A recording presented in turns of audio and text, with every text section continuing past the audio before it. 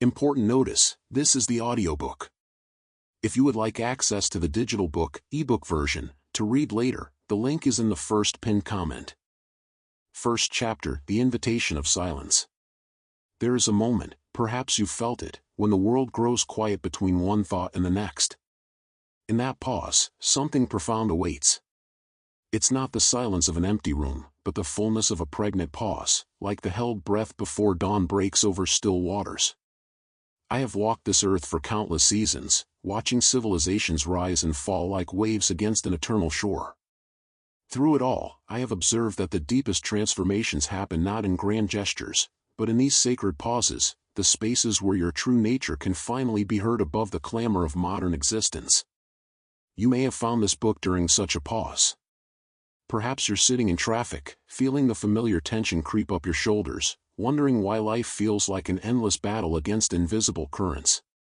Or maybe you're lying awake at 3 a.m., your mind spinning stories about tomorrow's challenges while your body yearns for rest. In these moments, your soul is whispering an invitation to remember something you've always known but somehow forgotten. The quietude that exists between two thoughts.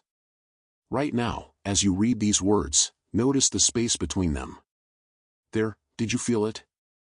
That infinitesimal gap where meaning lives, where understanding blooms without effort. This is your first glimpse into the sacred territory we'll explore together. In our cities of glass and steel, where notifications compete with heartbeats for our attention, we've learned to fear silence. We fill every moment with noise, believing that constant motion equals progress. But what if I told you that the peace you seek isn't the absence of life's storms, but the eye within them, a place of perfect stillness that exists whether you're in a boardroom negotiation or cradling a crying child at midnight? This quietude has always been there, patient as mountain stone, waiting for you to stop running long enough to notice. It doesn't require special circumstances or perfect conditions.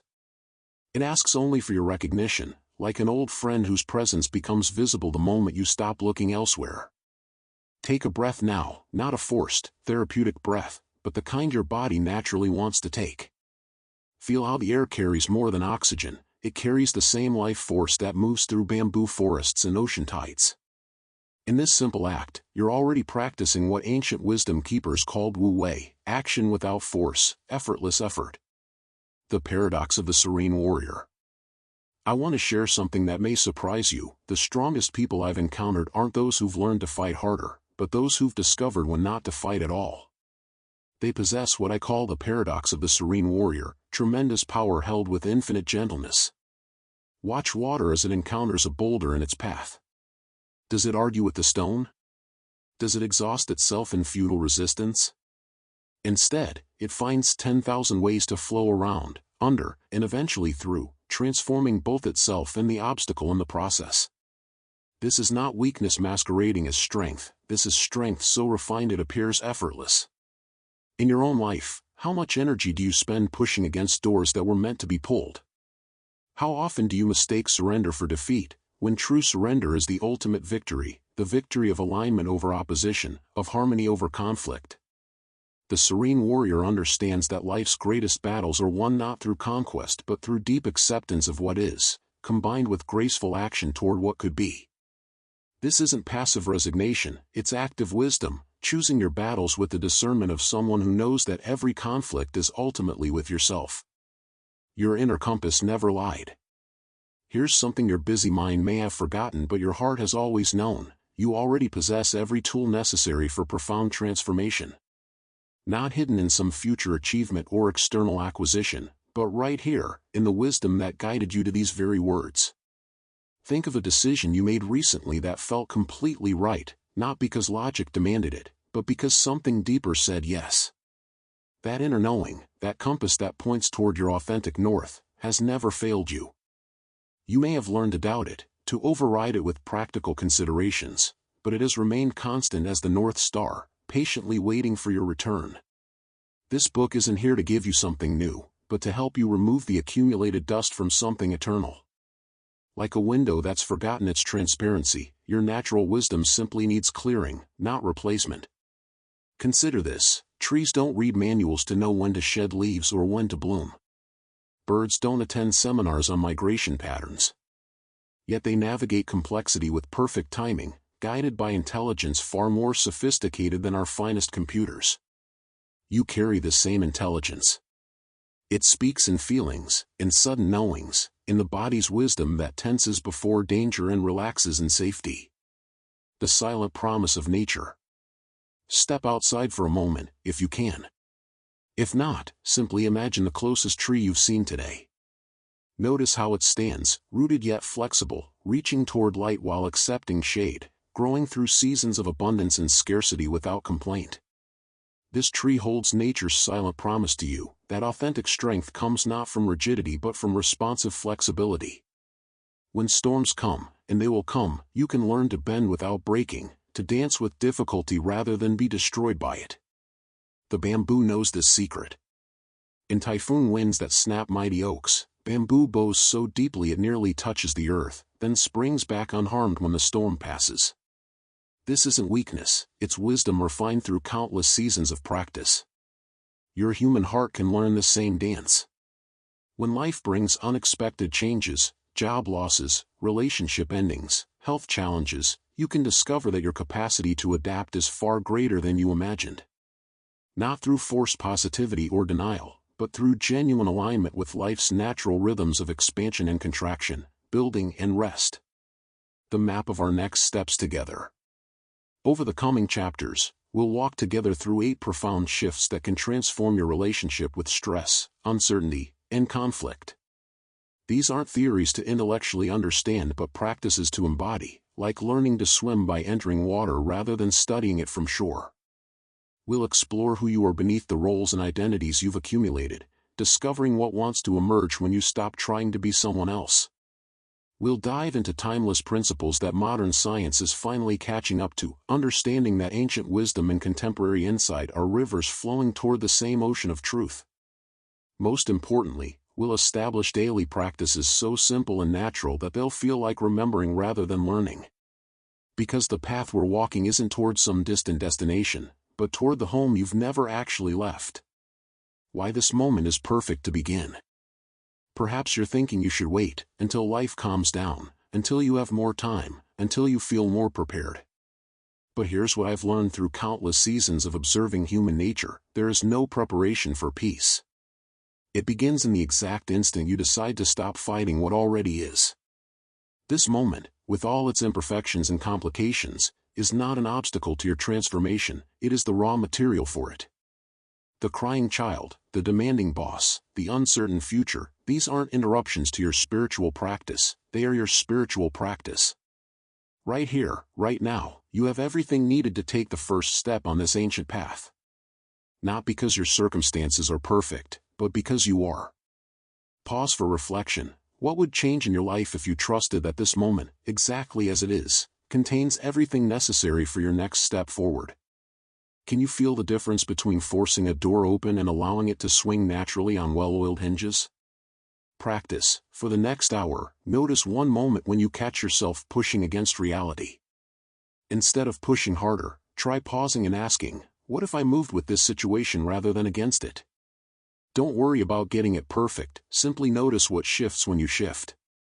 In our next conversation, we'll look honestly at the unique challenges of our modern moment, recognizing that your struggles aren't personal failures but natural responses to unnatural conditions. Until then, remember, the silence between your thoughts is always available, and it's already calling you home. Second chapter, The Mirror of the Modern Soul. If you've picked up this book, chances are you recognize yourself in a particular kind of exhaustion, one that sleep doesn't cure, that vacations only temporarily ease, that success stories don't heal. It's the fatigue of swimming upstream against the very current of life itself, believing that if you just push harder, control more, achieve faster, something will finally click into place. I see you there, friend, checking your phone even as you read these words, part of your attention already pulled toward the next task, the next worry, the next thing that demands your immediate response. This fragmentation isn't a character flaw, it's the predictable result of living in a world that has forgotten the rhythm of natural time, the mercy of natural pauses, the wisdom of natural cycles. Let me tell you what I observe when I look upon the modern soul, not with judgment, but with the gentle recognition of one who has watched civilizations rise and fall, each believing their particular form of rushing was the answer to life's fundamental questions. The addiction to constant urgency. You live in an era that has mistaken motion for progress, noise for importance, busyness for purpose. Every notification carries the weight of emergency, every email demands immediate attention, every social media update requires your instant reaction. Your nervous system, designed for the occasional tiger in the bush, now faces 1,000 digital tigers per day, each one triggering that ancient fight or flight response that was meant to save your life, not define it. I watch you gulp coffee like medicine, scrolling through news that makes your heart race before your feet even touch the floor. You've inherited a culture that worships the god of more productivity, more achievement, more stimulation, more connection, yet somehow you feel less alive with each passing day. The cruel irony is that this constant urgency creates its own paralysis. When everything is urgent, nothing is urgent. When every moment demands your peak performance, you lose access to the natural rhythms that would actually make you effective. Like a car stuck in traffic with the accelerator pressed to the floor, you burn enormous amounts of fuel while barely moving forward. Your ancestors knew something your civilization has forgotten, that sustainable action flows from periods of natural rest, that true productivity emerges from deep presence, that real progress often looks like stillness from the outside. The seasons don't rush. Rivers don't hurry. Ancient trees don't stress about their growth rate. Yet they accomplish exactly what they're meant to accomplish, in perfect timing. The trap of total control. Perhaps even more exhausting than the pace of modern life is the belief that you should be able to manage it all, every outcome, every variable, every person's reaction to your carefully laid plans. You've been sold a myth of control that would be laughable if it weren't so painful in its effects on your daily experience. I see you lying awake at night, mind spinning through tomorrow's conversations, trying to script responses to situations that may never occur. I see you checking the weather obsessively, as if your worry could influence the clouds. I see you refreshing your bank account, your email, your social media feeds, seeking some digital confirmation that the universe is unfolding according to your preferences. This need to control isn't really about external circumstances, it's about the terror of feeling vulnerable, of admitting that life is larger than your ability to direct it. Yet the very attempt to control what cannot be controlled is what creates the anxiety you're trying to escape. It's like trying to hold water in your clenched fist. The tighter you squeeze, the more it slips away. The ancient wisdom whispers a different possibility, that there is profound relief in acknowledging the limits of your control, that there is actual power in learning to navigate life's currents rather than trying to redirect the entire river. When you stop trying to be the director of reality's vast drama, you can finally take up your true role, that of a skilled and responsive participant. Lost connection in a hyper-connected world. Here's a paradox that would have seemed impossible to previous generations. You can be simultaneously connected to millions of people and profoundly lonely. You can have access to all human knowledge and feel confused about the simplest decisions. You can be entertained every waking moment and experience a deep, unnamed boredom that no amount of content can cure. The connectivity promised to bring you closer to others, yet you find yourself longing for the kind of presence that seems extinct, full attention, unhurried conversation, the luxury of silence shared with another human being. Instead, you're surrounded by partial presences, people physically near but mentally elsewhere, interactions interrupted by devices, relationships mediated through screens that somehow filter out the very essence of connection. Even your relationship with yourself has become fragmented. When did you last sit quietly without reaching for distraction? When did you last feel your own thoughts without immediately needing to share them, photograph them, or validate them through external response? The constant outward flow of attention has left an inner drought. You've become strangers to your own deeper knowing. The noise isn't just external. You've internalized the chatter, the endless commentary, the need to have an opinion about everything and everyone. Your mind has become like a radio that can't find a clear station, picking up fragments from dozens of channels simultaneously. The signal of your own wisdom gets lost in the static. The weight of carrying others' stones. If you're reading this, you're likely someone who feels deeply, perhaps too deeply. You absorb the emotions in every room you enter. You carry worry for people who haven't asked you to carry it. You feel responsible for fixing, helping, healing everyone around you, as if their emotional weather were somehow your jurisdiction. This isn't kindness, it's a form of energetic confusion about where you end and others begin. You've become an emotional sponge, soaking up anxiety from the news, stress from your workplace, relationship drama from friends, family tensions that stretch back generations. No wonder you feel heavy, depleted, as if you're carrying a backpack full of stones that aren't even yours.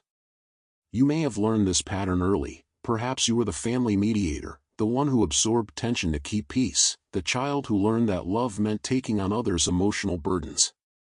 Now, decades later, you automatically extend yourself into others' pain, believing this is what caring people do. But true compassion doesn't require you to drown in others' storms. Like a lighthouse that offers guidance without leaving its foundation, you can be present to others' struggles without taking on their struggle as your own. The ocean doesn't become less wet when the lighthouse remains steady on the shore. Success that brings no satisfaction. You may have achieved things that once seemed impossible: degrees, promotions, relationships, recognition, financial milestones. Yet each accomplishment brings only temporary satisfaction before the hunger returns, more insistent than before. You're climbing a mountain that reveals another mountain behind it, in an endless chain of if only and once I achieve. This isn't ingratitude or greed, it's the natural result of seeking internal fulfillment through external achievements. Like trying to quench thirst with salt water, each success creates a deeper need for the next one. You're using the wrong tool for the job, trying to fill an inner void with outer accomplishments, trying to prove your worth through performance, trying to earn love through productivity. The culture has convinced you that happiness is a reward for good behavior, that peace is what you get after you've solved all your problems, that contentment is the prize for perfect achievement. But this puts fulfillment perpetually in the future, always one more goal away, always conditional on circumstances aligning just so. What if satisfaction isn't something you earn but something you uncover? What if the peace you're seeking isn't at the end of your to-do list but available right here, right now, beneath the layers of should and must and need to? What if you already are what you're trying to become? The search for the right person you already are. Perhaps the most exhausting project of modern life is the endless attempt at self-improvement, the belief that you are a problem to be solved, a project to be completed, a rough draft awaiting your final edit. Your bookshelf groans with promises of transformation. Your browser history reveals a desperate search for the technique, the guru, the system that will finally make you acceptable to yourself. But what if the premise is wrong? What if you're not broken and therefore don't need fixing? What if, like a lake that becomes cloudy only when disturbed, your natural state is already clear, already peaceful, already whole? What if all the effort you're expending to improve yourself is actually what's creating the disturbance that clouds your natural clarity? I'm not suggesting you shouldn't grow or learn or evolve. I'm inviting you to consider that this growth might flow from self-acceptance rather than self-rejection, from curiosity rather than criticism, from love rather than the harsh driving of a taskmaster who is never satisfied. The right person you're trying to become through all this efforting already exists. Not as potential, but as present reality, obscured temporarily by the very struggle to become. Like the sun behind clouds, your essential nature doesn't need to be created, only uncovered. Signs your soul is calling for change. Your body is speaking to you in the language of restlessness, insomnia, that vague ache that no medical test can identify. Your emotions are sending signals through irritability that surprises you, tears that come from nowhere, a flatness that makes even good news feel muted. Your spirit is whispering through dreams of different lives, sudden longings for simplicity, moments when you catch yourself wondering, is this really it? These aren't symptoms of failure, they're invitations to awakening. Your deeper wisdom is trying to get your attention, the way a loving parent might gently shake a sleeping child who's having a nightmare. Wake up, it says. This isn't the only way to live. There's another possibility here. Maybe you find yourself envying people who seem naturally calm, wondering what they know that you don't. Maybe you catch glimpses of peace in unexpected moments, watching clouds, holding a baby, walking in nature, and wonder why that ease can't extend to the rest of your life. Maybe you feel homesick for a home you can't quite name. These moments of recognition are sacred. They're your authentic self calling you back from the exile of constant doing into the homeland of simple being. They're breadcrumbs leading you out of the forest of complexity back to the clearing where your true life waits. Take a moment here to breathe and reflect. Which of these patterns feels most familiar in your own life? Where do you recognize your own story in this mirror of modern struggle? What would it feel like to set down just one of these burdens, even for a moment? Consider this gentle exercise. For the next 3 breaths, instead of trying to change anything about your current experience, simply notice what it feels like to be exactly where you are, exactly as you are, in this moment. Notice that even in the midst of whatever chaos surrounds you, there is something in you that remains untouched, watching, aware, fundamentally okay. This witnessing presence, the part of you that can observe your stress without being consumed by it, that can notice your thoughts without believing every one of them, that remains constant while everything else changes, this is your connection to the Tao. It has been with you all along, patiently waiting for you to remember that peace isn't something you achieve, but something you already are. The journey we're beginning together isn't about adding more techniques to your spiritual toolkit or more items to your self-improvement list. It's about the radical act of subtraction, removing the layers of conditioning, expectation, and habitual struggle that obscure your natural wisdom. Like a sculptor who doesn't create the statue but simply removes the excess marble to reveal what was always there, we're going to gently chip away everything that isn't essentially you. Your soul's call for change isn't asking you to become someone else. It's inviting you to come home to yourself, to the self that exists beneath the roles and responsibilities, beneath the fears and ambitions, beneath the story of who you think you should be. That self is not waiting in some future state of enlightenment. It's here now, reading these words, breathing this breath, ready to remember what it has temporarily forgotten. The Tao that called to ancient sages in mountain caves is the same Tao flowing through your morning coffee, your evening commute, your worried thoughts and your moments of unexpected joy. You don't need to retreat from modern life to find ancient wisdom. You need only to bring ancient eyes to modern circumstances, to discover the eternal dance in the midst of temporal chaos. This is your invitation to stop fighting the current and learn to navigate by deeper laws, laws that honor both your human needs and your spiritual nature, laws that work with life's natural rhythms rather than against them, laws that transform the very struggles you've been trying to escape into doorways of awakening. The mirror of your modern soul shows not just the patterns that exhaust you, but the luminous awareness that observes those patterns. That awareness is your true teacher, your reliable guide, your unshakable foundation. Everything else is just weather passing through the vast sky of who you really are. 3rd chapter: The Eternal Dance of the Tao. When I was young, I would sit by the river that flowed near my village, watching the water move with such effortless grace that it seemed almost magical. The current never struggled, never forced its way around rocks, never fought against the banks that contained it. Yet over time, I watched this gentle flow carve new channels, smooth rough stones into perfect spheres, and transform the entire landscape without ever appearing to try. This river became my first teacher of what I would later understand as the Tao, that ineffable force that moves through all existence like breath through lungs, like sap through trees, like love through an open heart. It is the current beneath all currents, the rhythm within all rhythms, the dance that dances the dancer. You have felt this force, though you may not have recognized it. It was there in those moments when everything seemed to flow effortlessly, when you were so absorbed in an activity that time disappeared, when the perfect words came to you without thinking, when you made a decision that felt completely right even though you couldn't explain why. These weren't accidents or coincidences. They were glimpses of your natural alignment with the Tao. The river that never stops flowing. The ancient Chinese character for Tao shows a head and a path, suggesting both journey and the one who walks it. But this translation barely touches the living reality of what Tao actually is. Imagine trying to describe the color blue to someone who has never seen color, or explaining music to someone who has never heard sound. The Tao is like this, so fundamental to existence that we swim in it like fish in water, often unaware of its constant presence. I have spent decades contemplating this mystery, and what I can tell you is this: the Tao is the source and pattern of everything that exists. It is not a god to be worshipped or a philosophy to be studied, but rather the natural order that governs how life unfolds when it is not interfered with by excessive human effort and control. Think of your heartbeat. You do not will it to happen, you do not strain to make it occur. It simply beats, following rhythms established long before you were born, connecting you to the pulse of all life. This is Tao in action, natural, effortless, perfectly timed. Consider how a tree grows. It does not struggle to push its roots deeper or force its branches higher.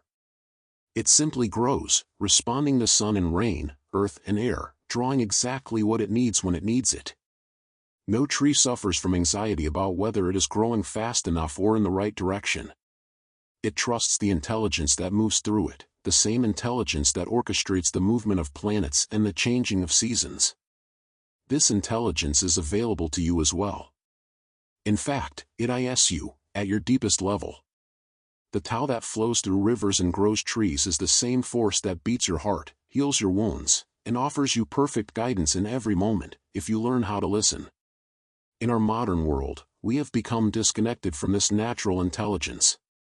We have been taught to override it with mental effort, to force outcomes through willpower, to trust only what we can control and measure. But observe what happens when you try to control your breathing too precisely. It becomes labored and unnatural. The same principle applies to life itself. Wu Wei, the art of effortless action. The concept that has perhaps confused more Western minds than any other aspect of Taoist wisdom is Wu Wei, often translated as non-action or doing nothing. This translation has led many to believe that Taoist practice involves passivity or laziness, but nothing could be further from the truth. Wu Wei is not about doing nothing, it is about doing without forcing, acting without struggling, moving with the natural flow rather than against it. It is the difference between a skilled dancer moving gracefully with music and someone dancing by counting steps mechanically. Both involve movement, but one flows from inner harmony while the other comes from mental effort. I watch people in your modern world, and I see so much exhaustion that comes from working against the natural flow of things. You try to force conversations that want to end, push for decisions before their proper time, make things happen through sheer will when patience would serve you better. This creates what you might call friction in the system, unnecessary resistance that drains your energy and often produces inferior results. Let me share how Wu Wei might look in your daily life. You are in a meeting where tensions are rising, and your instinct is to jump in with solutions, to control the direction of the discussion. Wu Wei would suggest pausing, listening more deeply, and trusting that the right moment for your contribution will become obvious. When it does, your words will carry more weight because they arise from genuine understanding rather than nervous energy. Or perhaps you are worried about a relationship that seems to be struggling. Your mind wants to analyze every interaction, plan conversations, strategize ways to fix things. Wu Wei invites you to step back, to create space for the relationship to reveal its natural direction, to respond authentically to what actually happens rather than trying to control what you think should happen. This does not mean being passive or uncaring.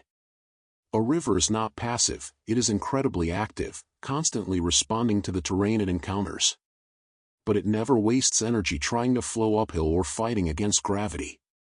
It works with the forces that are already in motion, and this partnership allows it to move mountains over time. The master of Wu Wei becomes incredibly effective because they align their actions with the natural momentum of situations. They plant seeds when the ground is ready, harvest when fruit is ripe, and rest when rest is called for. They have learned to distinguish between effort that flows from wisdom and effort that stems from anxiety or impatience. Yin and Yang, the dance of opposites. You have likely seen the symbol, the circle divided by a flowing line into dark and light halves, each containing a seed of the other. Most people think of Yin and Yang as opposites in conflict, but this misses the profound truth they represent, the understanding that all of life consists of complementary forces that create harmony through their interaction. Yin is often associated with feminine, receptive, internal, dark, cool, rest, and withdrawal.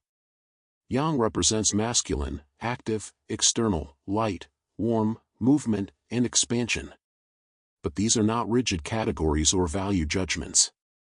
They are descriptions of different types of energy that exist within every person, every situation, every moment. Your breathing demonstrates this principle perfectly. You cannot only inhale, you would burst. You cannot only exhale, you would suffocate. The breath requires both phases, each supporting the other, creating the rhythm that sustains life. One phase is not better than the other, both are essential. In your personal life, you need times of activity and times of rest, periods of solitude and moments of connection, phases of learning and integration, seasons of growth and consolidation. Problems arise when you try to live in only one phase, when you convince yourself that you should always be productive, all yang, or that you should never assert yourself, all yin. I observe many people in your culture struggling with this balance. Your society often rewards constant yang energy, doing, achieving, producing, competing, while undervaluing yin qualities like reflection, intuition, patience, and receptivity.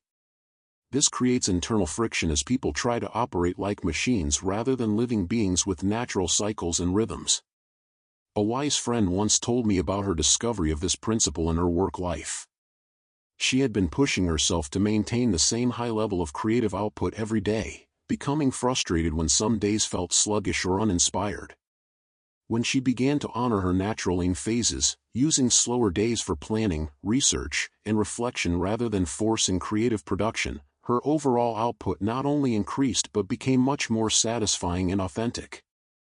The same principle applies to relationships. Every healthy partnership requires both yin and yang energies. There are times to speak and times to listen, moments to lead and moments to follow, periods of closeness and spaces for individual growth. Couples often struggle when they expect one person to always provide yang energy, leadership, decision-making, initiation, while the other provides yin, support, receptivity, adaptation, rather than allowing these roles to flow naturally based on circumstances and individual strengths. Understanding yin and yang helps you become more flexible and responsive to what life is actually presenting rather than forcing your preconceived ideas about how things should be. It teaches you to dance with the natural rhythms of existence rather than trying to impose your own tempo on everything. Pause here and reflect. Where in your life have you been trying to force only yang energy when something might serve you better? Where have you been too passive when the situation calls for more active engagement? Can you sense the natural rhythm that wants to emerge if you stop trying to control it? Te, the power of authentic presence. There's a quality that some people possess that draws others to them like flowers turning toward sunlight. It is not charisma in the flashy sense, nor is it the result of techniques or manipulation. The Chinese call this quality Te, which might be translated as virtue or power, but these English words don't capture its essence. Te is the natural influence that flows from someone who has aligned themselves with the Tao. It is power that comes not from force or persuasion, but from authenticity, from being so genuinely oneself that others feel safe to be genuine as well. It is like a clear spring that attracts thirsty travelers simply by being pure water. You have encountered people with strong Te, though you may not have named it. They are the ones whose presence somehow makes you feel more like yourself. When they listen, you find yourself saying things you didn't know you thought. When they speak, their words carry weight not because they are clever or forceful, but because they arise from some deep well of authenticity. Te cannot be manufactured or learned as a technique. It develops naturally as you remove the barriers between who you truly are and who you present yourself to be. Every time you choose honesty over impression management, every time you respond from your center rather than your fears, every time you act in alignment with your deepest values even when it is inconvenient, you strengthen your Te. I think of a teacher I once knew who exemplified this quality. She never raised her voice, never demanded attention, never used sophisticated psychological techniques to influence her students. Yet people would travel great distances to spend time with her because in her presence, they remembered something essential about themselves that they had forgotten. She had so thoroughly accepted her own imperfections and limitations that others felt permission to stop pretending to be perfect. Te also manifests as what you might call effortless effectiveness. When someone acts from genuine Te, their actions tend to create positive results with minimal resistance. This is not because they are manipulative or strategic, but because authentic action naturally harmonizes with the underlying patterns of how life wants to unfold. A business leader with strong Te might find that employees perform well not because they fear punishment or seek rewards, but because they feel genuinely inspired by the leader's vision and integrity. A parent with Tay disciplines children in ways that actually strengthen the relationship because the children sense that the boundaries come from love rather than personal frustration. Developing Tay requires what I call the courage of ordinariness, the willingness to be simply and completely who you are, without embellishment or apology. In a world that often rewards performance and image management, this can feel risky. But it is the foundation of all genuine influence and lasting satisfaction. Take a moment to consider, who in your life demonstrates this quality of authentic presence? What is it about them that feels different from people who are trying to impress or control? How might your own interactions change if you focused more on being genuine than on achieving specific outcomes? The 10,000 things in your place in the web. Ancient Chinese texts speak of the 10,000 things, which simply means everything that exists, every rock and river, every thought and emotion, every person and possibility. It points to the incredible diversity of manifestation while suggesting that all of these apparent differences arise from and return to the same source. This perspective can radically shift how you understand your place in existence. You are not a separate individual trying to make your way in a hostile or indifferent universe. You are a unique expression of the same intelligence that spins galaxies and grows forests, facing challenges that are part of your particular curriculum in the grand university of existence. When I observe the natural world, I am struck by how every element serves not only its own survival and growth but also contributes to the well-being of the larger system. Trees produce oxygen that animals need, while animals provide carbon dioxide that trees require. Decomposing leaves fertilize the soil that nourishes new plants. Nothing exists in isolation, everything participates in the ongoing creation and sustaining of life. Your life operates by the same principles. The challenges you face are not random punishments but opportunities for growth that also serve the evolution of everyone you touch. The healing you do for yourself creates ripples that help heal your family patterns, your workplace dynamics, your community's emotional climate. The peace you cultivate in your own heart contributes to the peace available to the whole world. This interconnectedness means that caring for yourself is not selfish, it is a form of service. When you are operating from your center, aligned with your authentic nature, you naturally contribute to the harmony of the whole system. When you are fragmented, anxious, or acting from ego-driven motivations, you unconsciously add to the discord around you. I often suggest to people that they experiment with seeing themselves as cells in the larger body of humanity. A healthy cell takes in what it needs, processes it efficiently, and releases beneficial byproducts while maintaining clear boundaries and fulfilling its unique function. It does not try to be a different type of cell or compete with neighboring cells for resources. It simply does what it is designed to do with wholehearted participation. What would change in your life if you truly understood yourself as both completely unique and utterly connected? How might your daily choices shift if you recognized that your personal healing contributes to collective healing, that your individual awakening serves the awakening of all beings? Reflect on this. Think of a time when you felt deeply connected to something larger than yourself, perhaps in nature, in a moment of service, or in deep communion with another person. What did that experience teach you about your place in the larger web of existence? Beyond names and categories. One of the most liberating aspects of Taoist understanding is its recognition that reality is far more fluid and mysterious than our concepts can capture.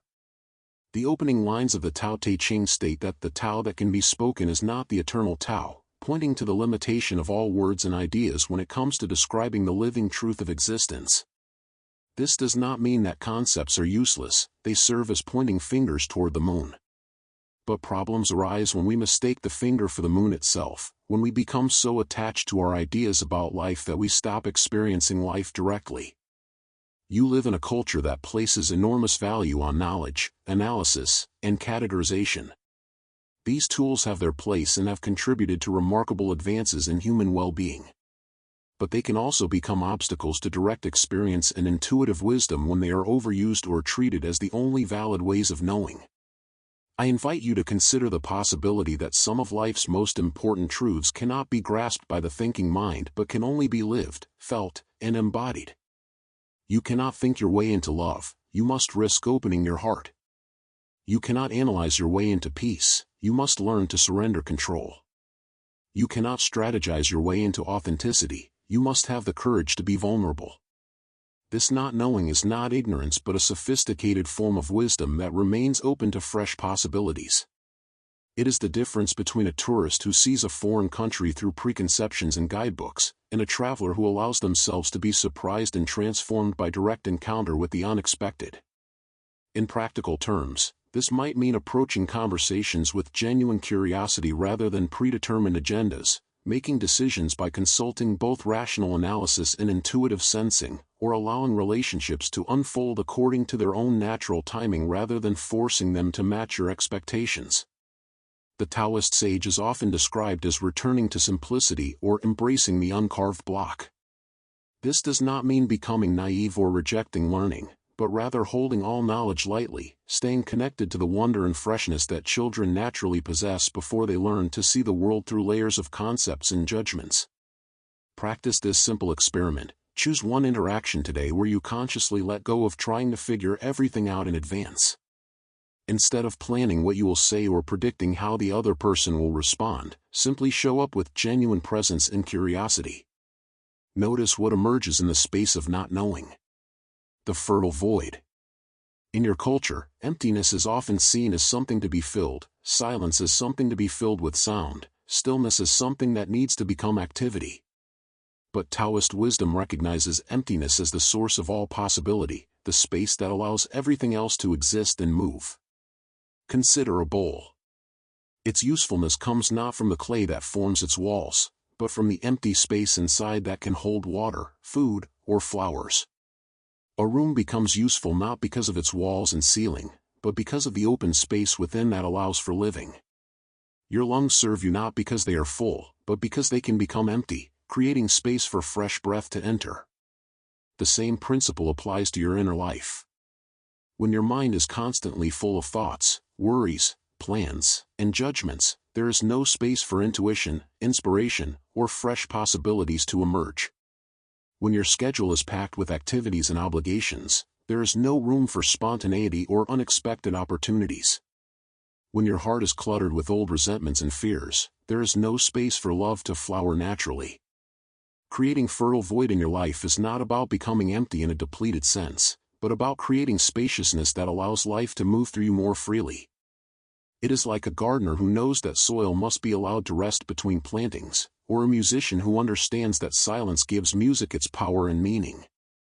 This practice might involve building buffer time into your schedule, creating periods of each day when you have no agenda except to be present to whatever arises. It might mean decluttering not just your physical space but your mental and emotional space as well, releasing commitments that no longer serve your growth or contribute to your authentic expression. The fertile void is also where creativity is born. When you stop trying so hard to come up with solutions or ideas, when you rest in not knowing, often exactly what you need emerges naturally. Many of the world's greatest discoveries and artistic breakthroughs have come not from forced effort but from relaxed attention, from minds that were open and receptive rather than grasping and controlling. Learning to be comfortable with emptiness, uncertainty, and not knowing is perhaps one of the most radical and transformative practices you can develop in a culture that values constant productivity and having all the answers. But it is in this spaciousness that the Tao can move through you most freely, guiding you toward actions and choices that serve your highest good and the good of all beings. For your practice, identify one area of your life that feels overly full or cluttered, perhaps your schedule, your living space, or your mental landscape. Experiment with creating some intentional emptiness there. Instead of immediately filling the space with something new, spend time simply appreciating the openness and noticing what naturally wants to emerge. As we complete this exploration of the Tao's essential nature, I want to acknowledge that everything I have shared are merely words pointing toward a living reality that can only be truly understood through direct experience. The Tao is not a concept to be grasped but a current to be joined, not a philosophy to be learned but a way of being to be embodied. In the next phase of our journey together, we will explore how these timeless principles can be applied to the specific challenges and opportunities of modern life, translating ancient wisdom into practical tools for contemporary living. But for now, I invite you to simply sit with what has been shared, allowing it to settle into your being like seeds planted in fertile soil, trusting that understanding will bloom in its own perfect timing. The river that taught me so much as a young man continues to flow, carving new channels while maintaining its essential nature. Like that river, you are both constantly changing and eternally the same, both uniquely yourself and inseparably connected to the great current of existence that moves through all things. This is the mystery and the miracle of the Tao, always present, never grasped, forever inviting you home to your own true nature. Fourth chapter, Ancient Wisdom for Modern Times.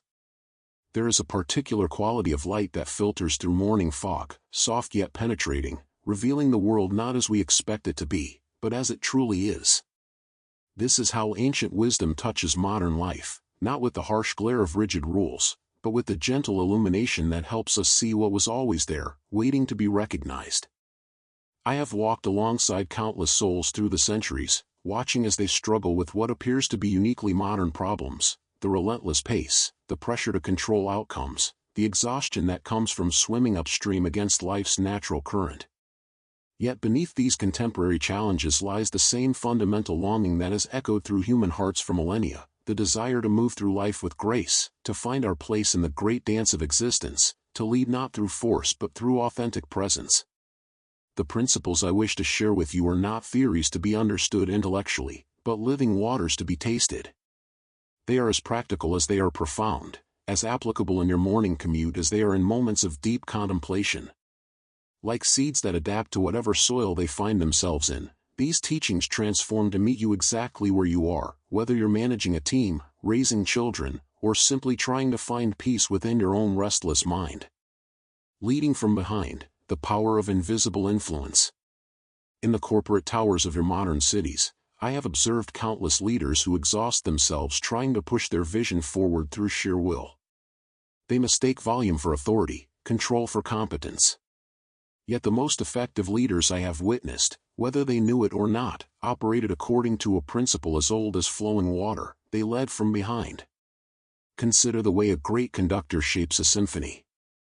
The most beautiful music emerges not when the conductor dominates every note, but when they create space for each musician to offer their unique gift. The conductor's power lies not in making sound, but in helping others find their truest voice. This is what I call leading from behind, creating conditions where others naturally flourish. In your family, this might mean listening more than speaking, asking questions that help your children discover their own wisdom rather than imposing your conclusions. Instead of saying, "You must do this because I said so," you might ask, "What do you think would happen if we tried this approach?" The shift is subtle but profound. You move from being a dictator to being a gardener, nurturing growth rather than forcing it. At work, leading from behind might look like giving credit generously while accepting responsibility quietly. When your team succeeds, you step back and let them shine.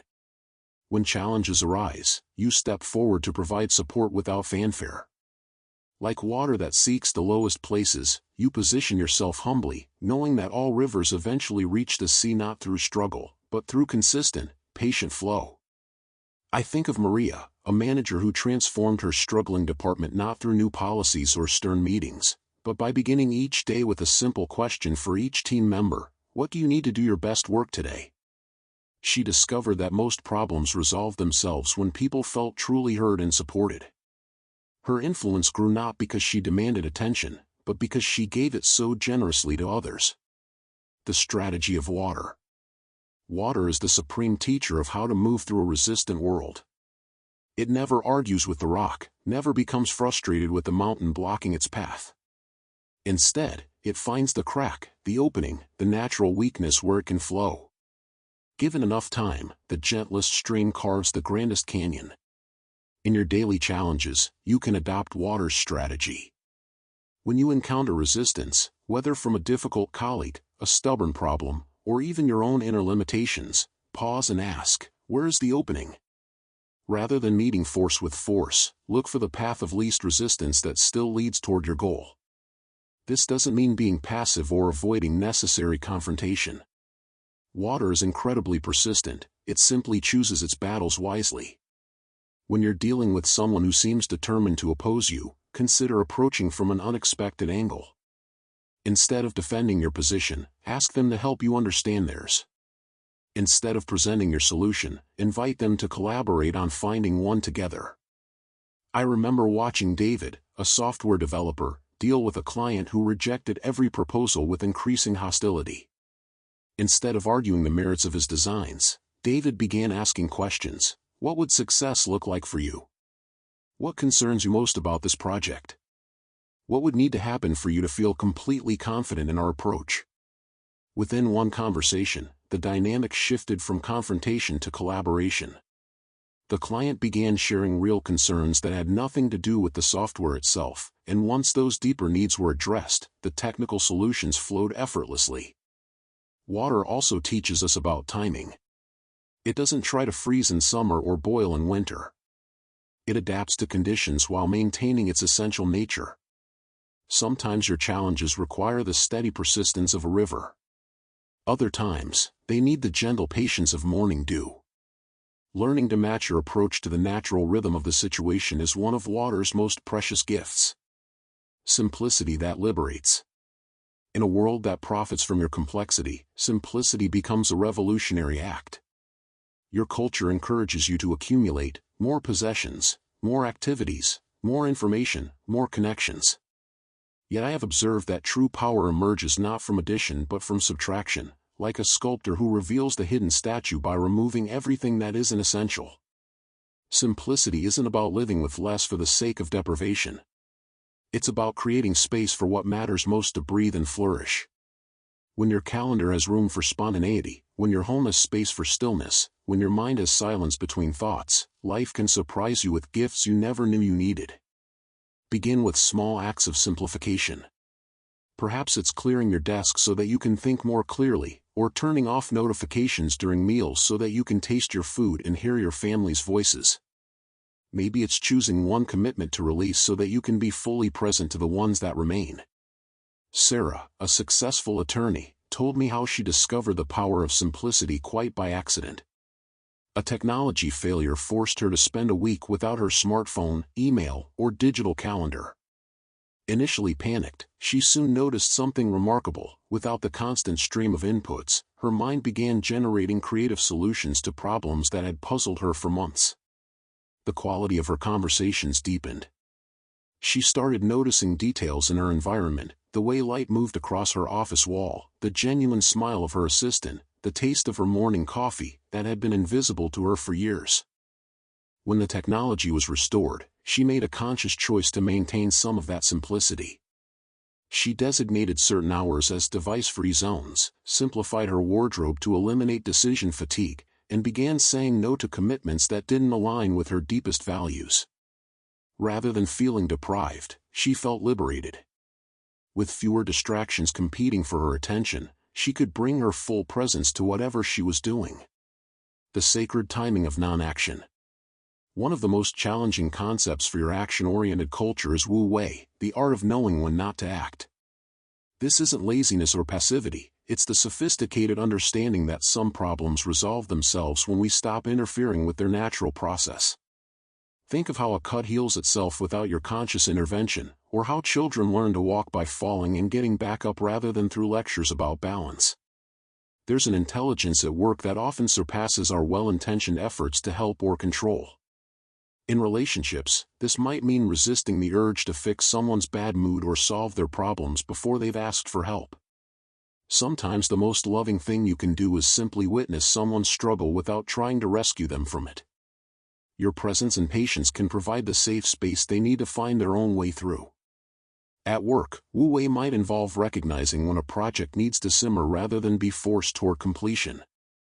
I've seen brilliant solutions emerge during what appeared to be periods of inactivity, walks in nature, casual conversations, or even restful sleep. The conscious mind steps aside, and a deeper intelligence can do its work. Marcus, an architect, shared how he learned this principle through frustration. He had been struggling for weeks with the design for a community center, pushing through long nights and countless revisions, becoming increasingly dissatisfied with his work.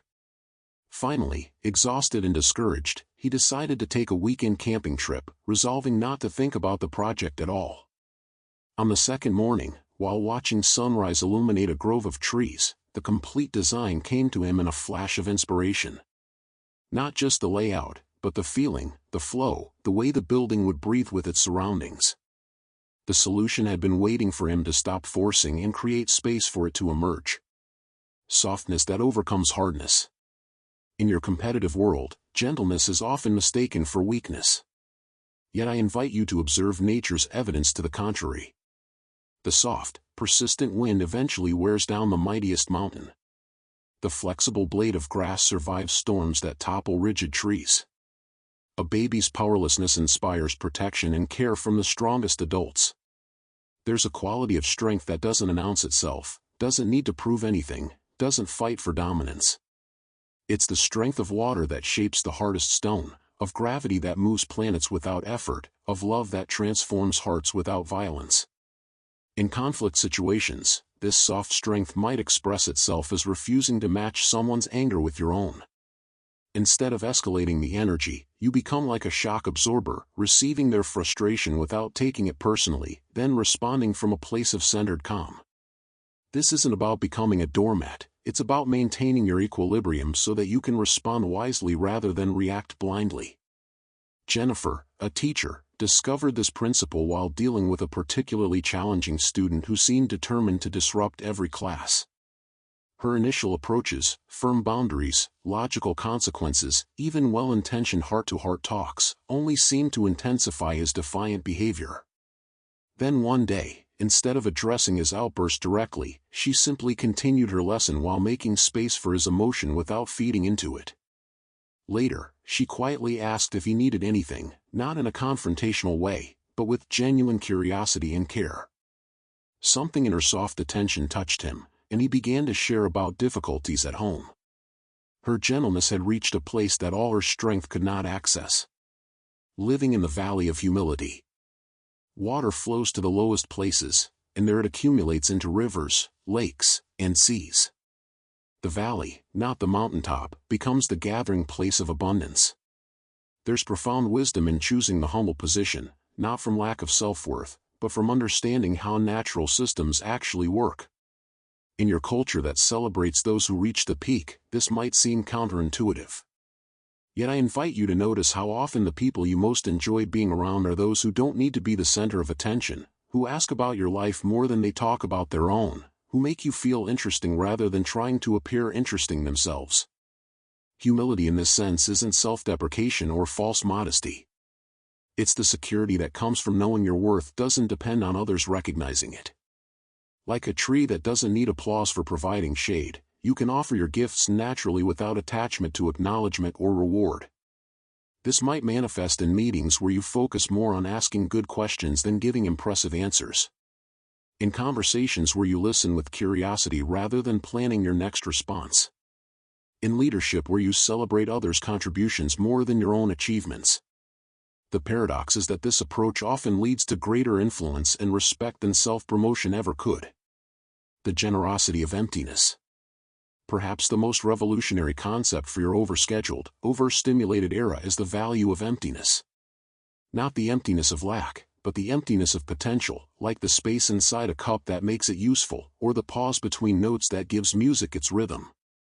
Building emptiness into your life might mean leaving gaps in your calendar for spontaneous connections or unexpected opportunities.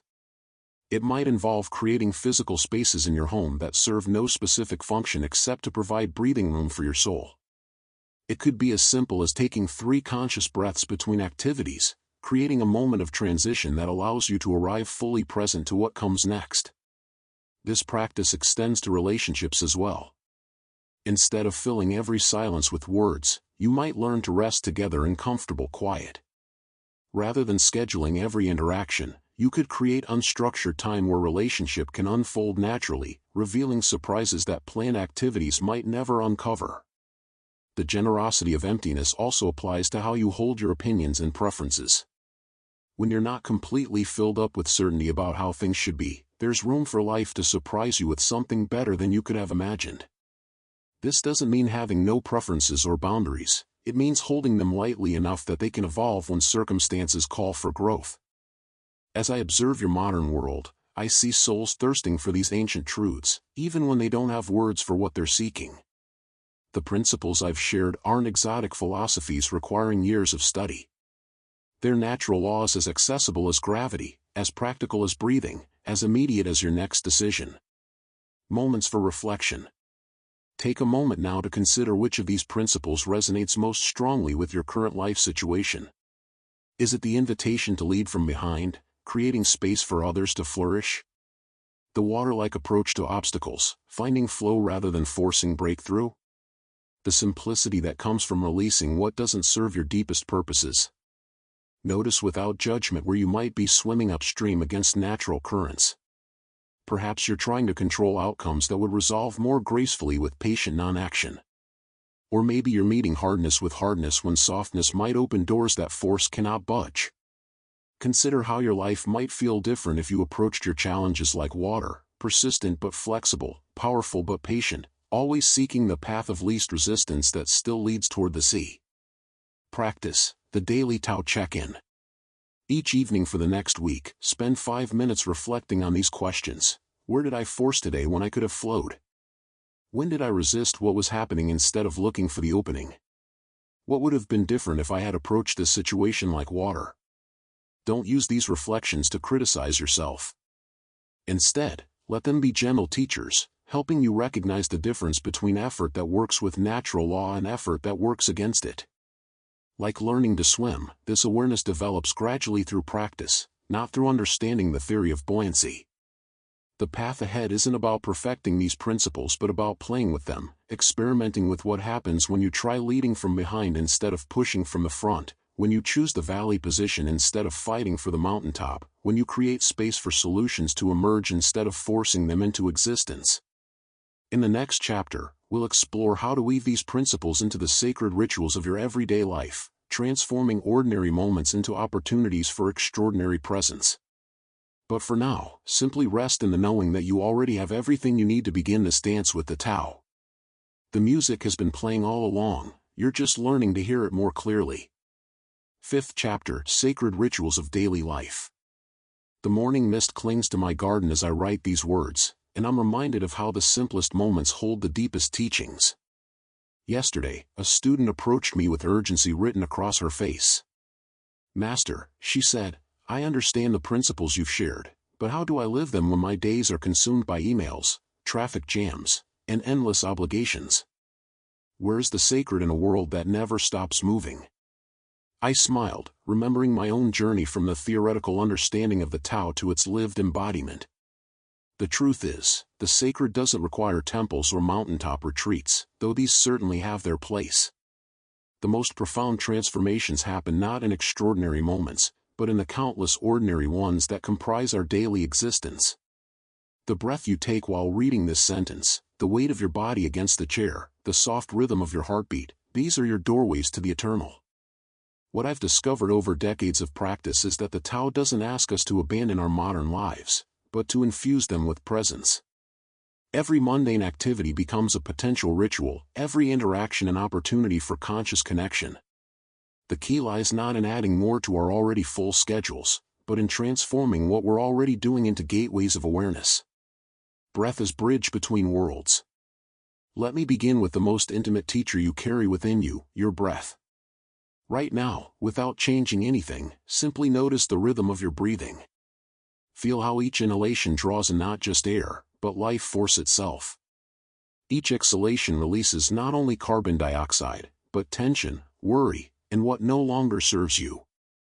The ancient Taoists understood breath as the bridge between the seen and unseen worlds, between conscious intention and unconscious wisdom. Unlike the forced breathing techniques that strain and manipulate, Taoist breathing follows the principle of naturalness. We don't impose artificial patterns, instead, we return to the effortless rhythm that your body has always known. I often tell my students to observe how a sleeping child breathes, completely natural, the belly rising and falling like gentle ocean waves. This is our original breathing pattern, before stress taught us to breathe shallow and high in our chests. The beautiful paradox is that by simply observing your breath without trying to change it, it naturally begins to deepen and slow. Here's a practice that transforms any moment into meditation. Instead of counting breaths or following complex patterns, simply breathe as if you're receiving a gift with each inhalation and offering gratitude with each exhalation.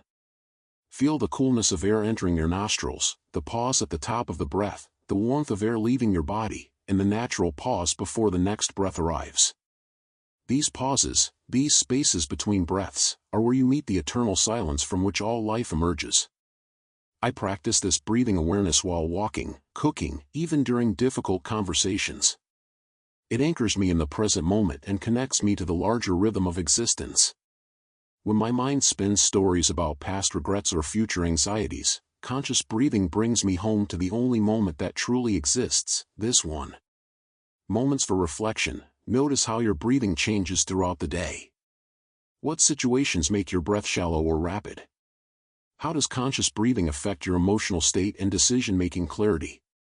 What would it feel like to trust your breath as completely as you trust your heartbeat? Mindful walking, steps of presence. Every step you take is an opportunity to commune with the earth beneath your feet and the sky above your head.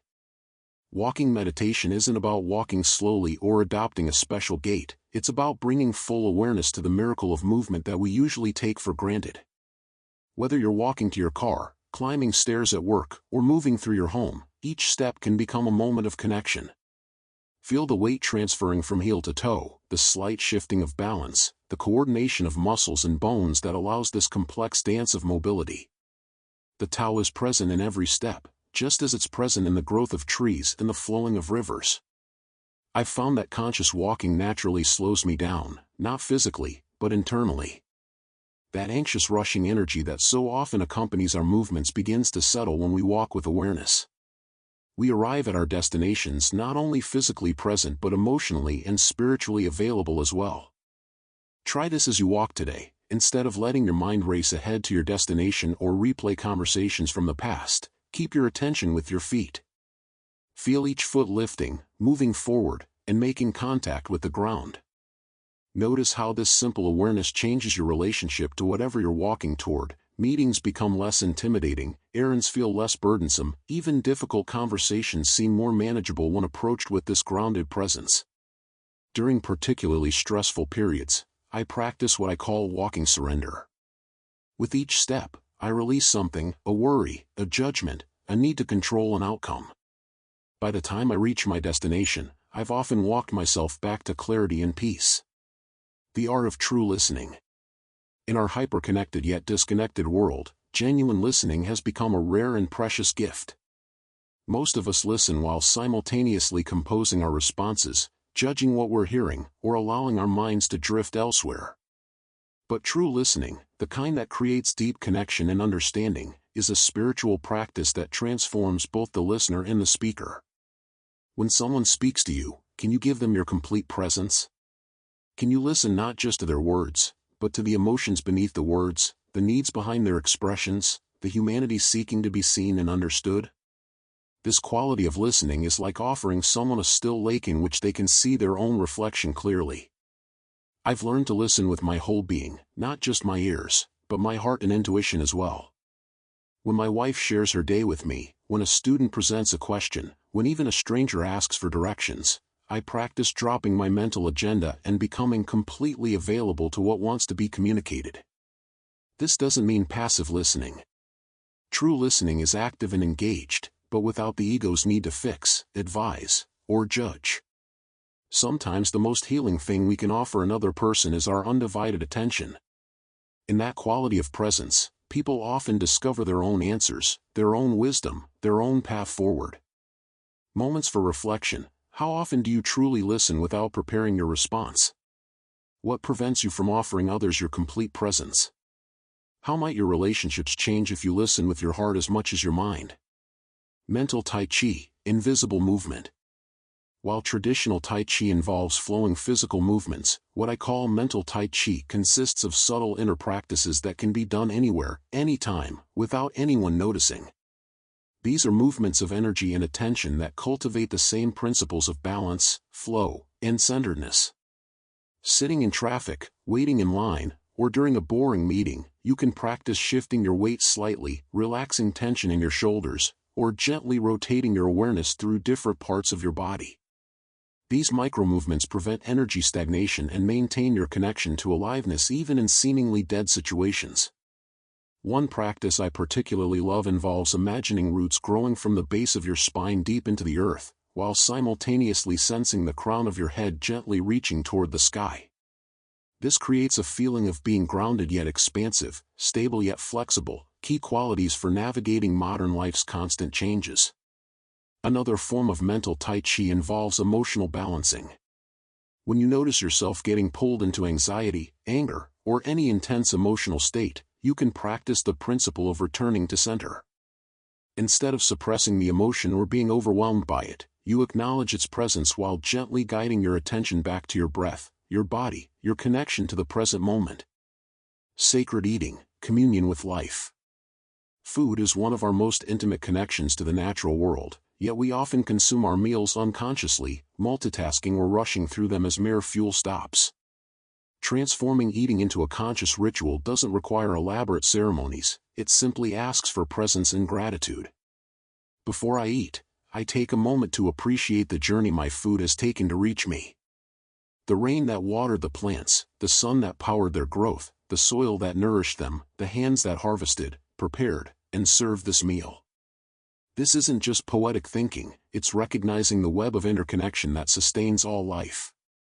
When I eat, I try to taste not just flavors, but the life force contained in the food. I chew slowly, appreciating textures and temperatures.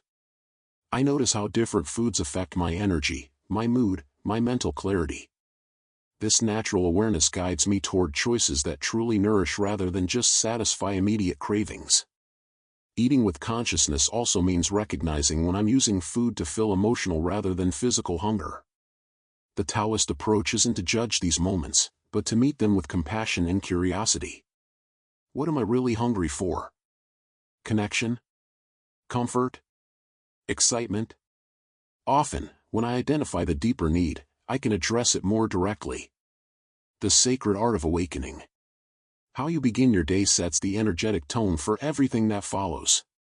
Yet most people launch into their days with jarring alarms, immediately checking phones, and rushing into action before their bodies and spirits have fully returned from sleep.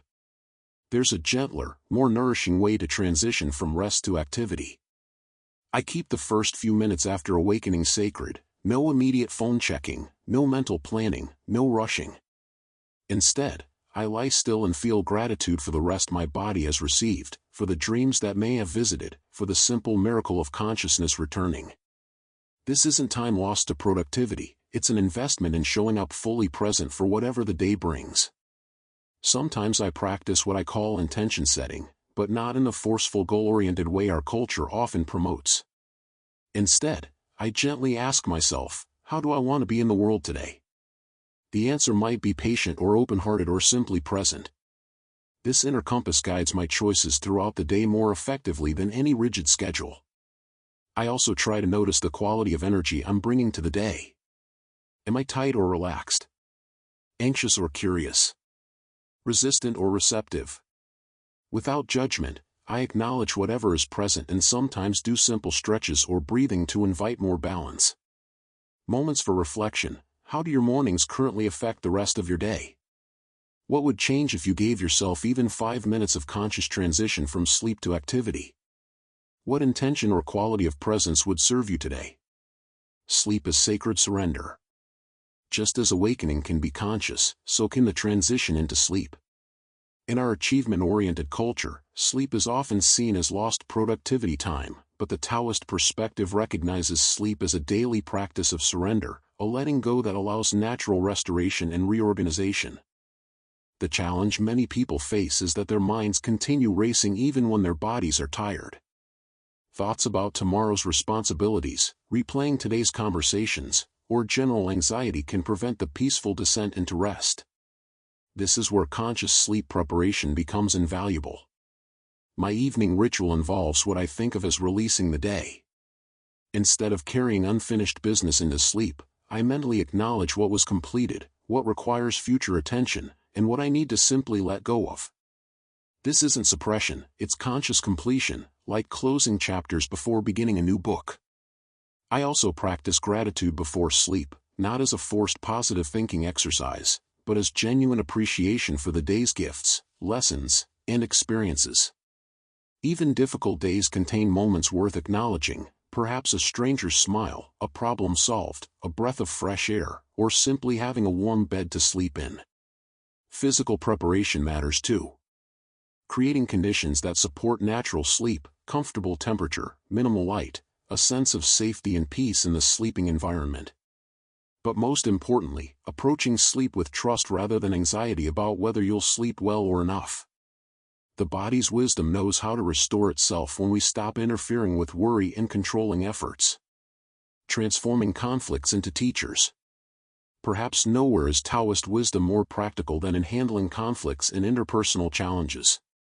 Our instinctive responses to conflict, fighting, fleeing, or freezing, often escalate situations or leave important issues unresolved.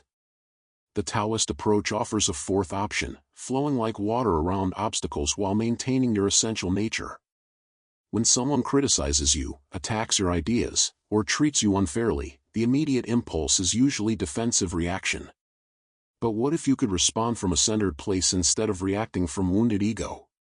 This doesn't mean becoming passive or allowing abuse, it means responding with conscious choice rather than unconscious reactivity. I've learned to pause when I feel that familiar tightening in my chest that signals conflict arising. In that pause, I take a breath and ask myself, what is this situation trying to teach me? How can I respond in a way that honors both my authenticity and this person's humanity? Sometimes the answer is setting clear boundaries. Sometimes it's listening more deeply to understand their perspective. Sometimes it's simply not engaging with their emotional state while remaining compassionate toward their pain. The practice isn't to eliminate conflict. Conflict is natural and sometimes necessary for growth and change. The practice is to engage with conflict consciously rather than unconsciously, from wisdom rather than woundedness, with the intention to understand and resolve rather than to win or be right. Exercise for daily practice. Choose one routine activity you do every day, brushing your teeth, washing dishes, commuting to work, and for the next week, bring complete presence to this activity. Notice textures, temperatures, sounds, and sensations you usually miss. Observe how this simple shift in awareness affects your overall sense of well-being and connection to life. Let this single conscious activity become your gateway into transforming other routine activities into moments of presence and gratitude. As the morning mist begins to lift from my garden, I'm reminded that these practices aren't additional burdens to add to an already full life, they're ways of discovering the sacred dimension that already exists within your ordinary moments. Each breath, each step, each interaction is already perfect just as it is. These practices simply help you recognize and appreciate the miracle that was always present, waiting patiently for your attention to return home. The path of the Tao doesn't require you to become someone different. It invites you to become more fully who you already are, beneath all the conditioning and rushing and striving. In the space between your thoughts, in the pause between breaths, in the stillness at the center of all activity, you are already whole, already connected, already home. 6th chapter. Stories that awaken. Parables and Taoist case studies. The ancient Chinese understood something profound about learning. Truth enters the heart not through the front door of logic, but through the side window of story. When I watch children gathered around a storyteller, their eyes wide with wonder, I see the same receptivity that once filled the courts of emperors who sought wisdom. Stories bypass the mind's defenses and plant seeds directly in the soil of understanding. Today, I want to share with you 7 stories, some ancient as mountain stones, others fresh as morning dew from our modern world. Each carries within it a living teaching, a mirror that reflects back not what you think you should see, but what your soul already knows. The first story emerges from a village where I once walked, centuries ago, yet its wisdom blooms anew in every generation. The Farmer and the Wild Horse. In a valley where mist clung to rice terraces like whispered prayers, there lived a farmer whose only possession of value was a single horse. This animal was his partner in all things, plowing, harvesting, carrying grain to market. Without this horse, the old man would surely face hunger when winter's breath turned cruel. One morning, the farmer woke to find his gate open and his horse gone. The villagers gathered quickly, as they do when misfortune visits, their faces painted with sympathy and worry. "How terrible," they exclaimed. "Your horse has run away. This is surely the worst thing that could happen. How will you survive?" The old farmer, weathered like driftwood but with eyes clear as mountain springs, simply nodded and replied, "Perhaps. We shall see." His neighbors left, shaking their heads at what they perceived as either denial or remarkable foolishness. How could he not see the catastrophe that had befallen him? 3 days later, the runaway horse returned, but not alone. Behind him followed 6 wild horses, magnificent creatures with coats that shimmered like dark water under moonlight. The farmer had somehow gained 7 horses from his loss of 1. The same neighbors hurried over, their previous condolences now transformed into congratulations. "How wonderful," they declared. "Your horse brought back 6 more. This is surely the best thing that could happen. You're now the wealthiest man in the valley." Again, the farmer nodded with that same serene expression. "Perhaps. We shall see." The next week, while attempting to tame one of the wild horses, the farmer's only son was thrown violently to the ground. The young man's leg broke in 2 places, leaving him unable to walk without severe pain. In a farming community where physical strength meant survival, this injury threatened not just the son's future, but the family's entire livelihood. Once more, the neighbors gathered, their energy heavy with shared sorrow. "How tragic," they mourned. "Your son is crippled. This is surely the worst thing that could happen. Who will help you work the land?" The farmer, now supporting his limping son, gave the same response that had puzzled them before. "Perhaps. We shall see." A month passed. War drums echoed from the distant capital as the emperor's army swept through the countryside, conscripting every able-bodied young man for a conflict that would claim many lives. Officers moved through the village like hawks hunting prey, taking sons from their families with the cold efficiency of duty. When they reached the farmer's home and saw his injured son, they shook their heads and moved on. A limping young man could not serve in combat. The neighbors, many now weeping for their own sons marching toward uncertain fate, looked at the farmer with new understanding. "How fortunate," they whispered. "Your son's injury saved his life. This is surely the best thing that could happen." And the farmer, now bent with age but still possessing that unshakable equanimity, responded as he always had, "Perhaps. We shall see." I tell you this story not to teach you fatalism, but to show you something far more profound, the absolute impossibility of judging any single moment when you cannot see the entire tapestry of time. What appears as tragedy in one scene may prove to be salvation in another. What seems like blessing may carry within it the seeds of necessary growth through challenge. In our modern world, we have become addicted to immediate categorization. Stock market drops, disaster. Relationship ends, failure. Job promotion delayed, unfairness. But what if, like the farmer, we could hold our experiences more lightly? What if we could respond to life's constant changes with curiosity rather than judgment? This doesn't mean becoming passive or indifferent. The farmer still cared for his horses, tended his land, loved his son. But he held it all within a larger context, understanding that his individual perspective was like viewing a vast landscape through a keyhole. The useless tree. On the slope of a sacred mountain, there grew a tree of extraordinary size and age. Its trunk was so thick that 20 people holding hands could not encircle it, and its branches spread wide enough to shelter an entire village from summer's heat. For over 1,000 years, this ancient being had stood sentinel over the mountain path. One day, a master carpenter hiking the trail with his apprentice stopped beneath its massive canopy. The young man gazed up in wonder at the tree's impressive girth and longevity. "Master," the apprentice said, "I've never seen such a magnificent tree. Imagine how many houses could be built from its timber, how many tables and chairs and beautiful cabinets. This single tree could supply lumber for an entire city. Why don't the villagers harvest it?" The master carpenter examined the tree more closely, running his hands along its bark, observing the grain and texture. After several minutes of careful inspection, he smiled and sat down in the tree's generous shade. "Look more carefully," he told his student. "See how the trunk twists and turns, how the branches grow crooked and gnarled. The grain of this wood is so irregular, so full of knots and burls, that any lumber cut from it would warp and split. You couldn't make even a simple box that would hold together, much less a house or fine furniture.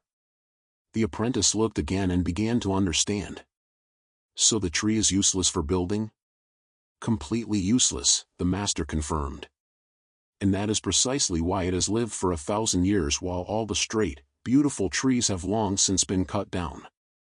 Its uselessness is its protection, its flaw is its greatest strength. That night, as they camped near the tree, the old carpenter had a dream. In it, the ancient tree spoke to him. You call me useless, and you are correct according to your standards. But tell me, what good would it have done me to be useful to your kind? If I had grown straight and tall, with perfect grain and beautiful wood, I would have been cut down when I was barely 50 years old. My timber would have become houses that lasted decades at most, then rotted away and been forgotten. Instead, I chose to grow crooked and twisted, with wood too irregular for your purposes. In my uselessness to human ambition, I found perfect usefulness to the larger world. For 1,000 years, I have provided shade to travelers, shelter to countless birds and animals, oxygen to the air, and beauty to all who pause to see beyond mere utility. You measure value by what can be taken and used up. I measure it by what can be given continuously, by what endures and serves the whole. Which of us understands usefulness better? When the master carpenter woke, he found himself forever changed by this dream. Never again would he look at anything, tree, person, or situation, and judge its worth solely by its immediate practical application. In our productivity-obsessed culture, this tree's wisdom cuts to the heart of a profound confusion.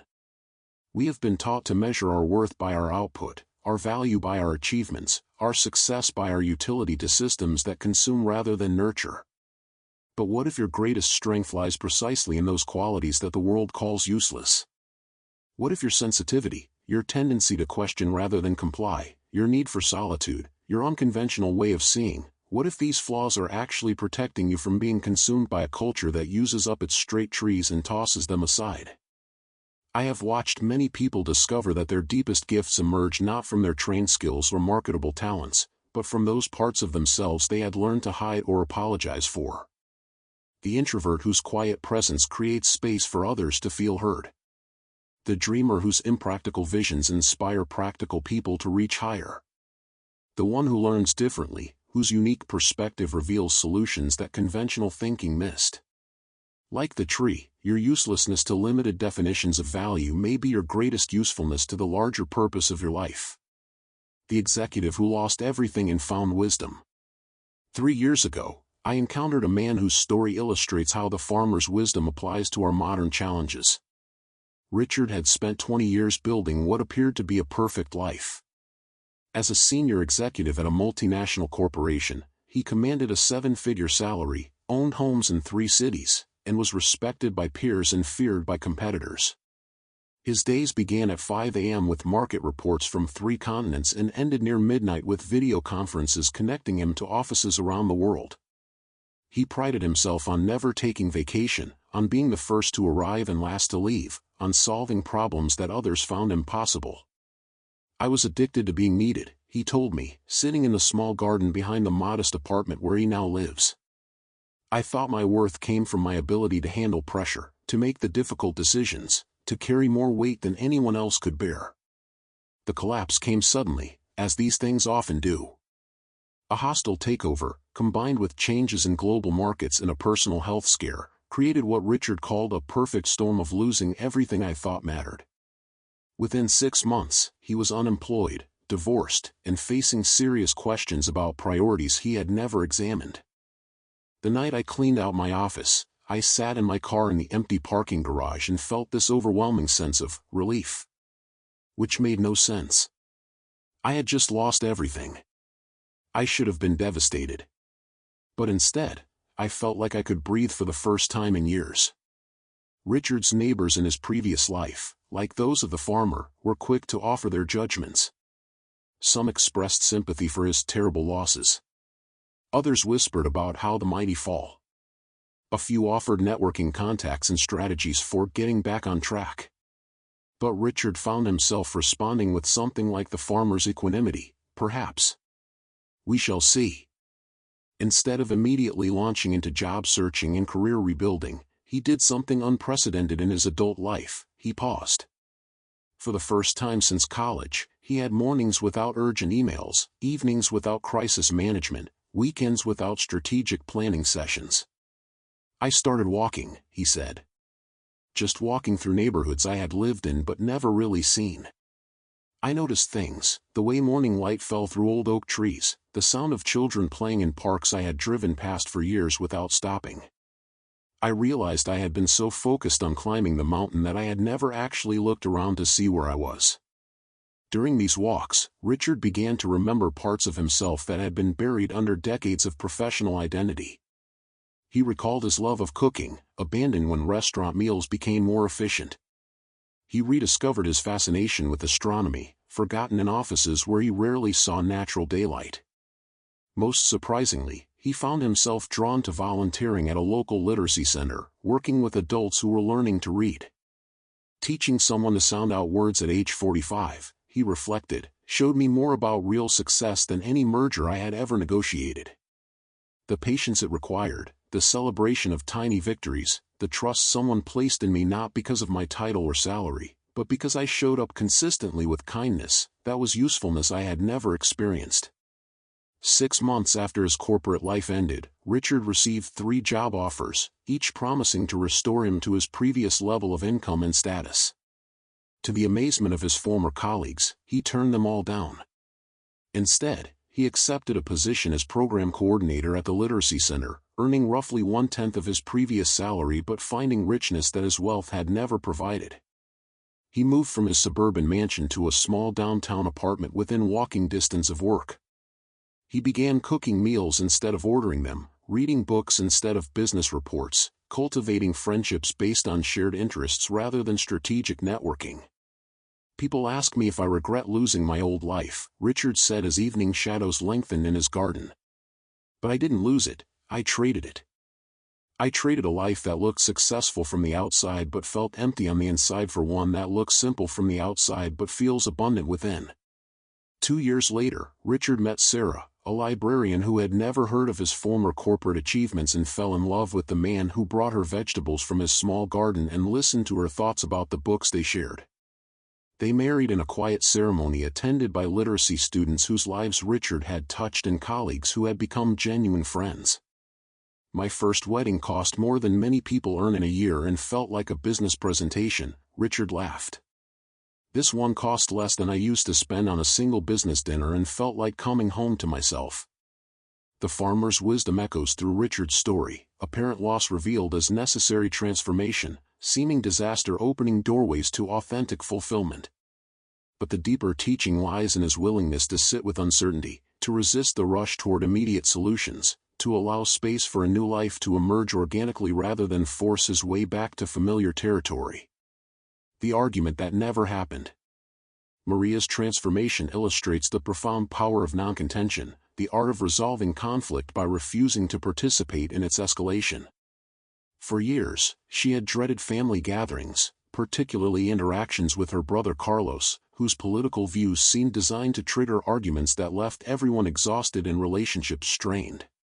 He would start with seemingly innocent comments, Maria explained, but I could feel the hook underneath.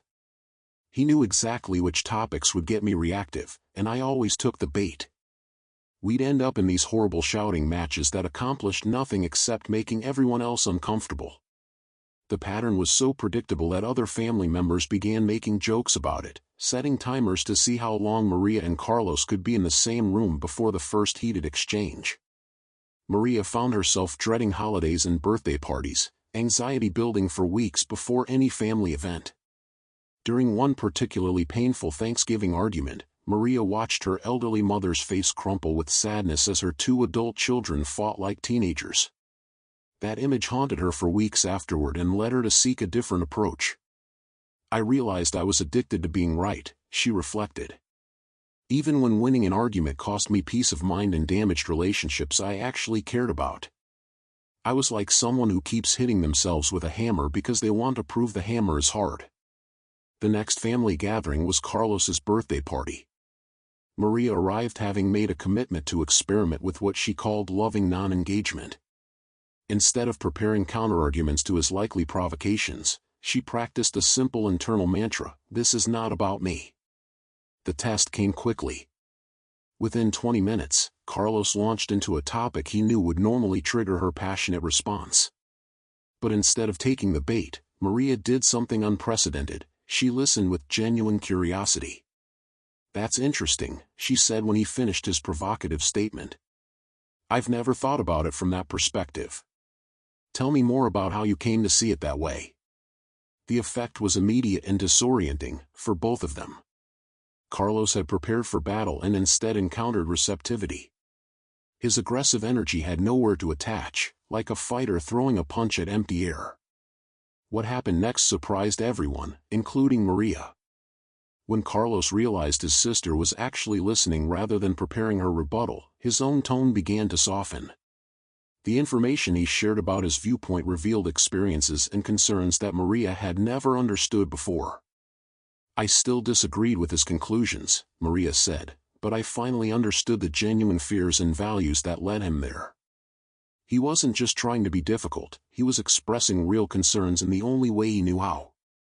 The conversation that normally would have become a heated argument instead became a bridge to deeper understanding.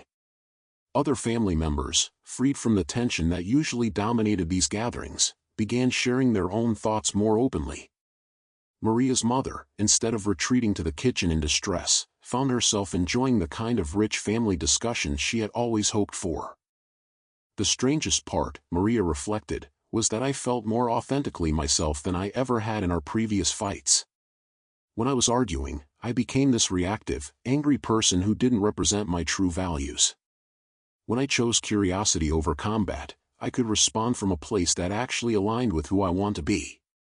The transformation in their relationship didn't happen overnight, but it was undeniable. Carlos, no longer able to predict his sister's reactions, began approaching conversations with less aggression and more genuine interest in dialogue. Other family members started commenting on the new atmosphere at gatherings. Most remarkably, Maria found that this approach began influencing other areas of her life. Conflicts at work that previously would have left her stressed for days resolved more quickly and amicably. Her marriage became more harmonious as she applied the same principle of loving non-engagement to disagreements with her husband. "I used to think that standing up for myself meant fighting harder," Maria explained. "Now I understand that real strength sometimes means choosing not to fight at all. It's like that saying about how the ocean doesn't argue with the rocks, it just keeps flowing until it finds a way around them." This story illustrates one of the most powerful and counterintuitive teachings of the Tao, that yielding can be stronger than force, that not contending can resolve conflicts, that direct confrontation only intensifies. Like water finding its way around obstacles, Maria discovered that flexibility and patience often accomplish what rigidity and pressure cannot. The practice requires tremendous inner strength, the strength to remain centered when others are reactive, to stay curious when others are attacking, to choose long-term relationship health over short-term emotional satisfaction. But the results speak for themselves: deeper understanding, stronger relationships, and the kind of inner peace that comes from aligning actions with authentic values rather than reactive impulses.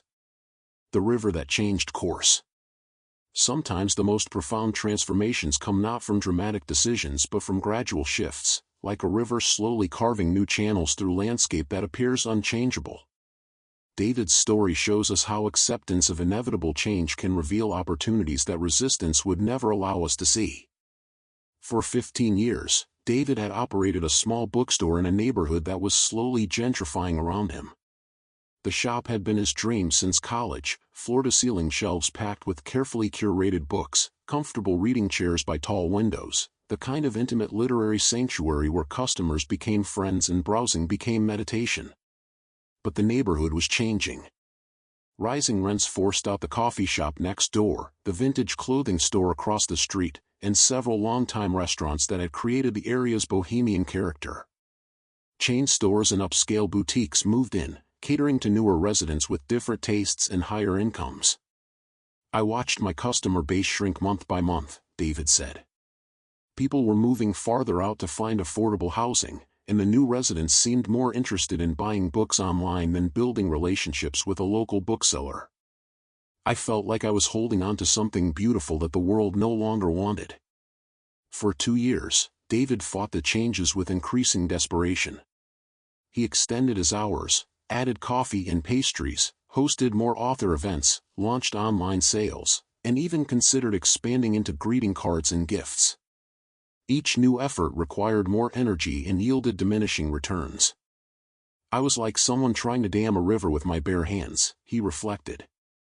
The harder I worked to keep everything the same, the more exhausted and resentful I became. I was fighting reality instead of working with it. The turning point came during a conversation with Mrs. Chen, one of his longtime customers who had become a trusted friend. She had been watching his struggle with the compassion of someone who had navigated her own share of unwanted changes. "You know," she said gently, "rivers change course naturally over time. They don't stop flowing, they just find new paths that work better with the changed landscape. Maybe your bookstore needs to change course too." That night, instead of staying up late strategizing ways to resist the neighborhood's transformation, David sat quietly in his empty shop and asked himself a different question. If I stopped trying to force this situation back to what it used to be, what new possibilities might emerge? The answer came not as a sudden revelation but as a gradual recognition of opportunities he had been too focused to notice.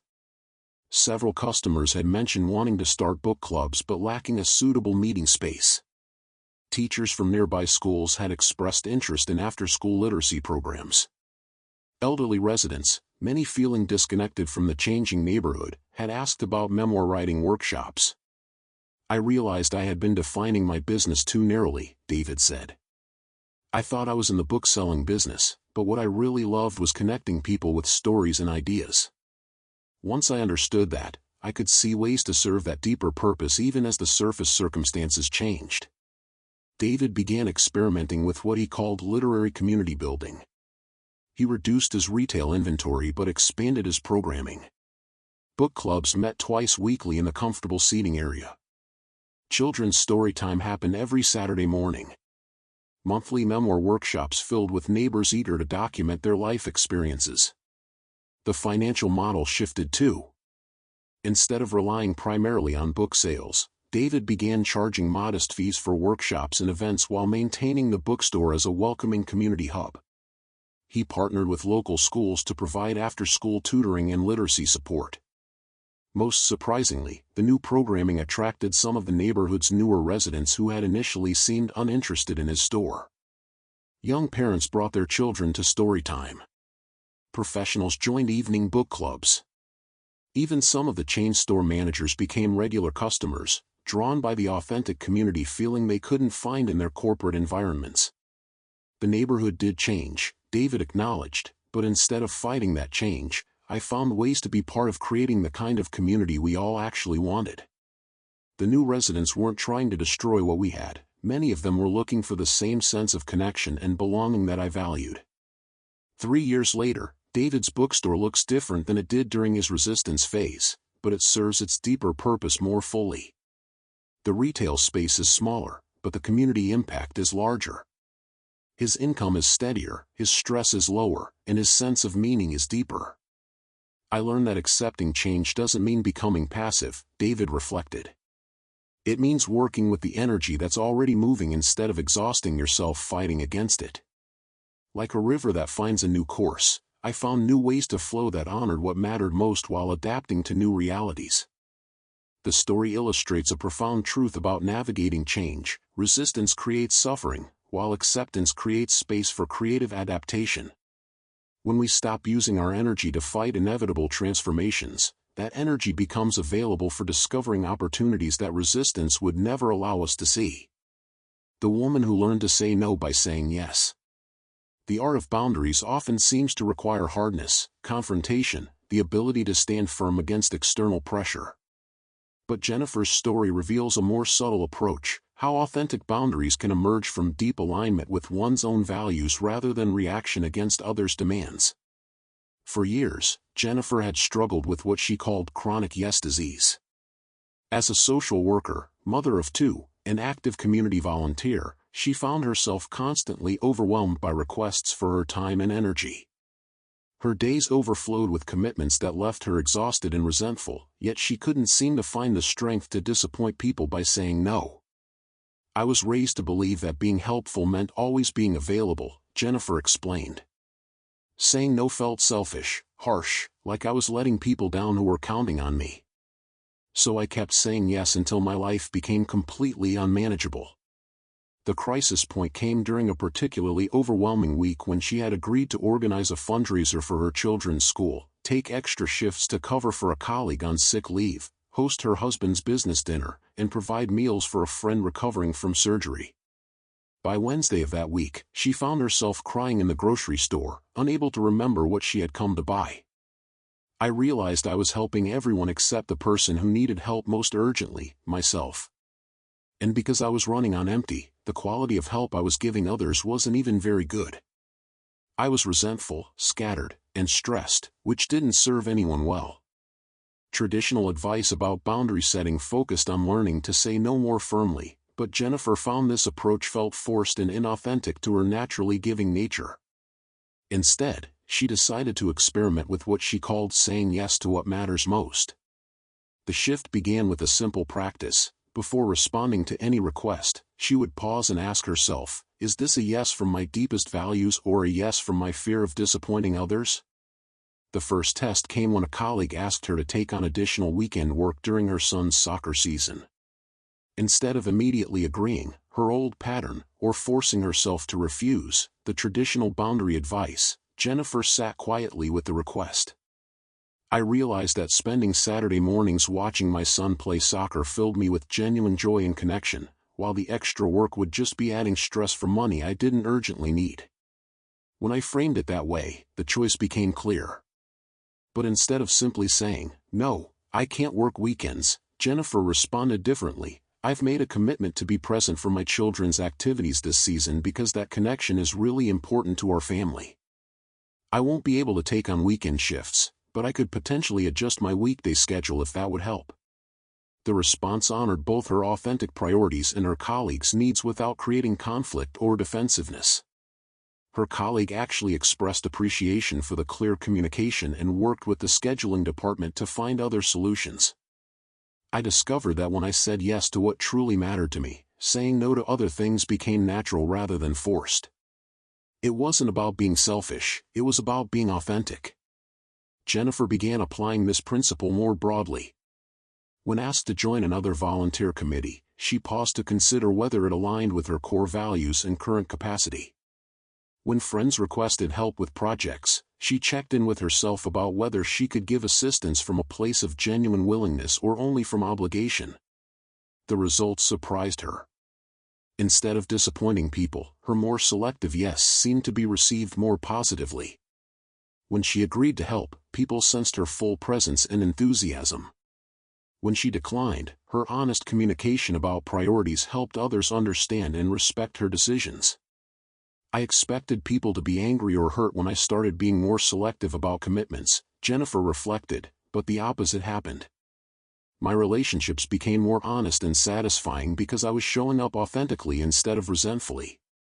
Most importantly, Jennifer found that this approach created space for deeper engagement with the activities and relationships she chose to prioritize. Her work as a social worker became more effective when she wasn't stretched thin across too many cases. Her parenting became more present when she wasn't mentally juggling excessive commitments. Her marriage improved when she had energy for genuine connection rather than just coordinating logistics. I learned that boundaries aren't walls to keep people out, Jennifer said. They're more like garden fences that create space for the most important things to flourish. When I protect what matters most, I actually have more to offer the world, not less. The transformation took time and practice. Jennifer had to overcome decades of conditioning that equated self-care with selfishness.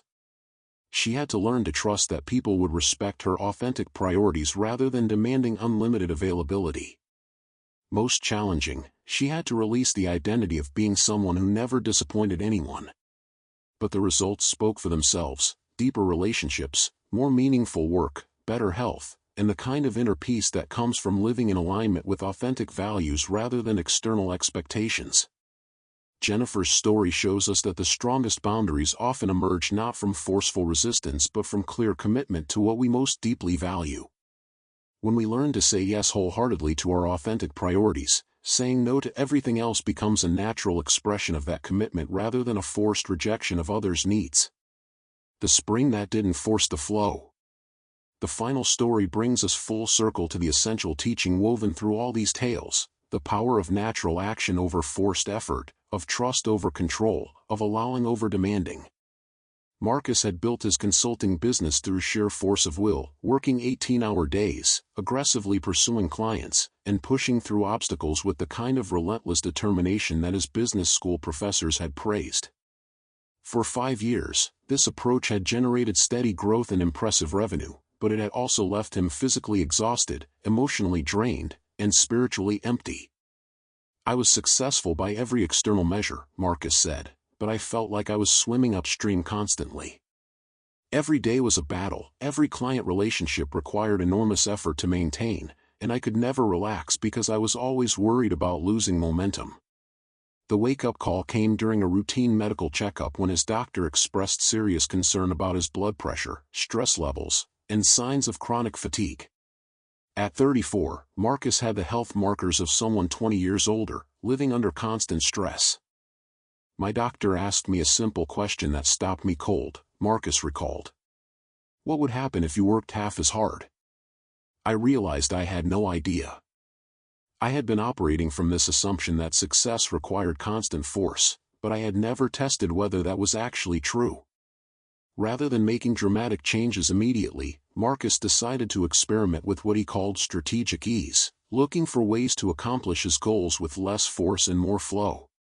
The first experiment was simple. Instead of cold calling potential clients with prepared pitches, he began attending networking events with genuine curiosity about the people he met and the challenges they faced. Instead of trying to sell his services, he focused on understanding their situations and offering whatever insights seemed genuinely helpful. "The shift felt risky because I wasn't controlling the conversation or pushing toward a specific outcome," Marcus said. "But something interesting happened. People started seeking me out for follow-up conversations. When you listen with genuine interest instead of waiting for your turn to pitch, people feel heard in a way that creates natural connection."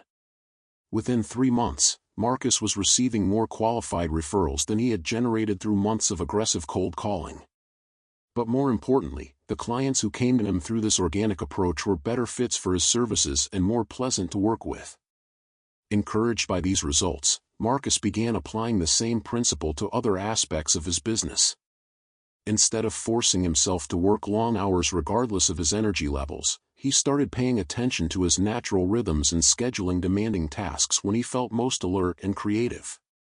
"I discovered I did my best strategic thinking early in the morning and my best client communication in the afternoon," he explained.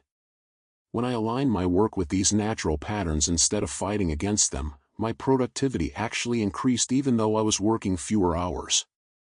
Marcus also began declining projects that required him to force enthusiasm for work that didn't align with his strengths and interests. This felt terrifying initially. Turning down revenue seemed like business suicide, but it created space for opportunities that energized rather than drained him. "I had been accepting any paying project because I thought I had to maximize every opportunity," Marcus reflected. "But when I started choosing clients and projects that genuinely excited me, my work quality improved dramatically, which led to better results and more referrals." The transformation accelerated as Marcus learned to trust his intuition about timing.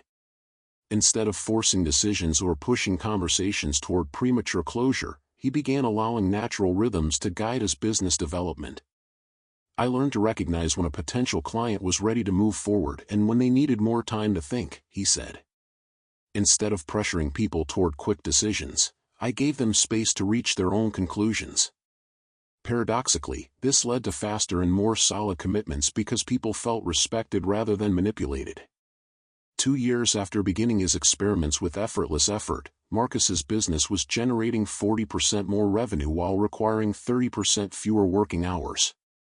His health had improved dramatically, his relationships were stronger, and his daily experience of work had transformed from constant struggle to sustainable flow. "The most surprising discovery," Marcus said, was that I had been working so hard partly because I didn't trust that success could come easily. I thought if something felt effortless, it couldn't be valuable. But I learned that ease often indicates alignment. When you're working with your natural strengths, in harmony with good timing, toward goals that genuinely matter to you, the work flows more naturally. Marcus's story illustrates the profound shift from forcing outcomes to creating conditions for natural success. Like a spring that doesn't push water upward but allows natural pressure to create flow, he learned to work with the existing energy in any situation rather than trying to override it with personal force. This approach requires a different kind of strength, the strength to trust natural processes, to remain patient when results don't come immediately, to stay open to opportunities that don't match preconceived plans. But the results speak for themselves: sustainable success, better health, deeper satisfaction, and the kind of effectiveness that comes from alignment rather than effort. As these stories settle into your awareness like seeds finding fertile soil, take a moment to notice which ones resonate most strongly with your current life situation. The farmer's equanimity in the face of change. The tree's protection through apparent uselessness. Richard's discovery of authentic success through apparent failure. Maria's resolution of conflict through non-contention. David's flow around obstacles rather than through them. Jennifer's boundaries through authentic yes rather than forced no. Marcus's effectiveness through ease rather than force. Each story offers not just inspiration but practical wisdom for navigating your own challenges. The farmer's perspective can transform how you respond to unexpected changes in your career or relationships. The tree's teaching can help you value aspects of yourself that the world might overlook. Richard's journey can guide you in questioning definitions of success that leave you feeling empty despite external achievements. Consider this: what current challenge in your life might benefit from the farmer's patient perspective? Where might you be judging as disaster what could prove to be necessary transformation? What apparently useless qualities might actually be your greatest protection and deepest gifts? Think about conflicts in your own relationships. How might Maria's approach of curiosity over combat change the dynamics with difficult family members or challenging colleagues? What would happen if you refused to participate in arguments by choosing genuine listening instead? Reflect on changes you've been resisting. How might David's river wisdom apply to transitions in your work, living situation, or relationships? What opportunities might become visible if you stopped using your energy to fight inevitable transformations? Now, choose one principle from these stories to experiment with this week. If you're facing unwanted changes, practice the farmer's "perhaps we shall see" response. If you're in conflict with someone, try Maria's loving non-engagement. If you're forcing outcomes, explore Marcus's strategic ease. The power of these stories lies not in their entertainment value but in their capacity to shift your perspective and inspire new actions. They show us that ancient wisdom isn't abstract philosophy but practical guidance for modern challenges. Each story demonstrates that there are always alternatives to the stress, struggle, and suffering we often assume are unavoidable parts of life. As you carry these teachings forward, remember that wisdom traditions have always used stories precisely because they bypass the mind's tendency to overcomplicate simple truths. The farmer, the tree, and all the others in these stories live within you as possibilities, ways of being that are always available when you remember to choose flow over force, trust over control, patience over pressure. In the quiet moments before sleep tonight, let these stories work their gentle magic, planting seeds of new possibility in the fertile darkness of rest, ready to sprout into fresh perspectives when morning comes. 7th chapter, Journey of Transformation. There's something magical about commitment paired with patience. Like planting a seed, the decision to embark on a 30-day journey of transformation carries within it an entire forest of possibility. Yet unlike the rigid programs that demand perfection from day one, this path honors your natural rhythms, your unique temperament, and the wisdom that already flows within you. I've watched countless souls attempt to force change through sheer willpower, like trying to make a river flow uphill. They exhaust themselves pushing against their own nature, then abandon the journey when the initial enthusiasm fades. But true transformation, the kind that lasts, grows like bamboo, slowly establishing roots in the first season, then shooting skyward when the timing is perfect. This 30-day journey isn't about becoming someone new. It's about remembering who you've always been beneath the accumulated dust of busy living. Think of it as a gentle return home to yourself, one mindful breath at a time. Week 1, Establishing Roots, Days 1 to 7. The first week calls for the patience of deep earth. Just as the mightiest oak spends its early energy developing an invisible root system, we begin by grounding ourselves in simple, foundational practices that create stability for everything that follows. During these initial 7 days, your primary invitation is observation without judgment. This isn't about changing anything yet, it's about becoming curious about your own patterns with the gentle interest you might show to a fascinating stranger. Notice when your breath becomes shallow. Observe how your body holds tension. Watch the thoughts that arrive like clouds across the sky of your mind. Each morning, before the day's demands pull you into their current, spend just 5 minutes sitting quietly. Place your feet flat on the floor, feeling the solid earth beneath them. Breathe naturally, without trying to control the rhythm. Simply notice what's here, the sounds filtering through your window, the quality of light, the sensation of air moving in and out of your lungs. This practice of morning grounding becomes your anchor. No matter how chaotic the day becomes, you'll carry with you this memory of stillness, like a smooth stone in your pocket that reminds you of the ocean. Throughout each day, practice what I call conscious pausing. Before opening your phone, pause for one breath. Before entering a room, pause and set an intention for your presence. Before reacting to someone's words, pause and feel your feet on the ground. These micro moments of awareness are like drops of water that eventually carve canyons in stone. The evening practice is equally simple yet profound. Before sleep claims you, place one hand on your heart and one on your belly. Breathe into the space beneath your hands and silently acknowledge 3 things that flowed well during your day.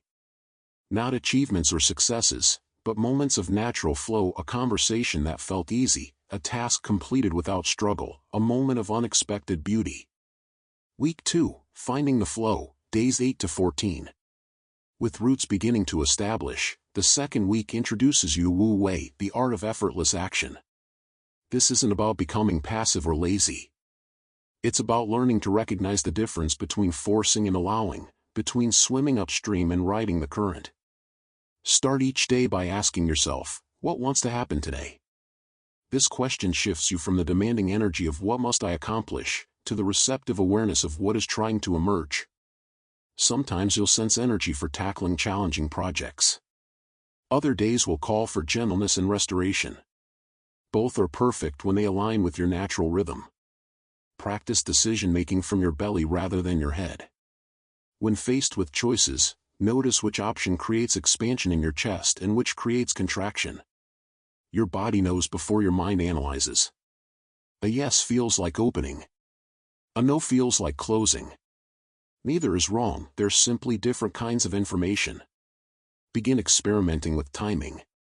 Instead of forcing conversations or pushing for outcomes, practice the art of waiting for natural openings. Watch how opportunities present themselves when you're not grasping for them. Notice how people become more receptive when you're not trying to convince them of anything. In your interactions with others, practice what I call energetic Aikido. When someone comes to you with stress or conflict, instead of matching their intensity or trying to fix their problem, remain centered in your own stillness. Breathe deeply and imagine their agitation flowing through you like wind through an open window. You'll be amazed how often this transforms the entire dynamic without you saying a word. This week, pay special attention to your relationship with obstacles. When something doesn't go as planned, pause before reacting. Ask, what if this isn't happening to me, but for me? What if this apparent blockage is actually redirection towards something better? This isn't positive thinking, it's practical wisdom. Water doesn't argue with rocks, it finds the path around them. Week 3, Dancing with Polarities, Days 15 to 21. The third week brings you face to face with the eternal dance of yin and yang that flows through every aspect of existence. You'll learn to recognize these complementary forces within yourself and develop the skill to consciously choose which energy serves each moment. Begin each morning by checking in with your energy like a sailor reading the wind. Are you feeling more yin today, receptive, intuitive, drawn toward rest and reflection? or more yang, active, creative, ready to engage with the world? Neither is better than the other. They're like the in-breath and out-breath of life itself. On yin days, honor the call toward gentleness. Choose nourishing foods over stimulating ones. Seek quiet spaces over crowded places. Listen more than you speak. Allow projects to incubate rather than forcing completion. These aren't lazy days, they're preparation days, when your inner soil gets tilled for future growth. On yang days, embrace purposeful action. This is when you tackle challenging conversations, make important decisions, and put creative projects into motion. But even yang energy, when aligned with the Tao, flows rather than forces. It's the difference between a controlled explosion and a rocket launch. Both are powerful, but one is chaotic while the other is directed. Most days will call for a dance between both energies. You might need yang focus for a morning project and yin receptivity for an afternoon conversation. Learning to shift fluidly between these states is like developing a new kind of intelligence, an emotional and energetic intelligence that complements your mental capabilities. Practice this balance in concrete ways. If you've been very social, deliberately create solitude.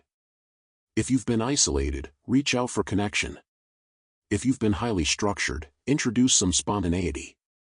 If you've been scattered, create supportive routines. The goal isn't perfect balance, it's conscious choice based on what will restore your natural equilibrium. Pay attention to the polarities in your relationships. Notice when you're always the giver and when you're always the receiver. Practice switching roles occasionally. If you typically take charge, experiment with following. If you usually accommodate others, practice stating your preferences clearly. This isn't about manipulation, it's about discovering the full range of your authentic expression. Week 4, Integrating Wisdom, days 22 to 28. The final week of intensive practice is where everything begins to weave together into a seamless way of being.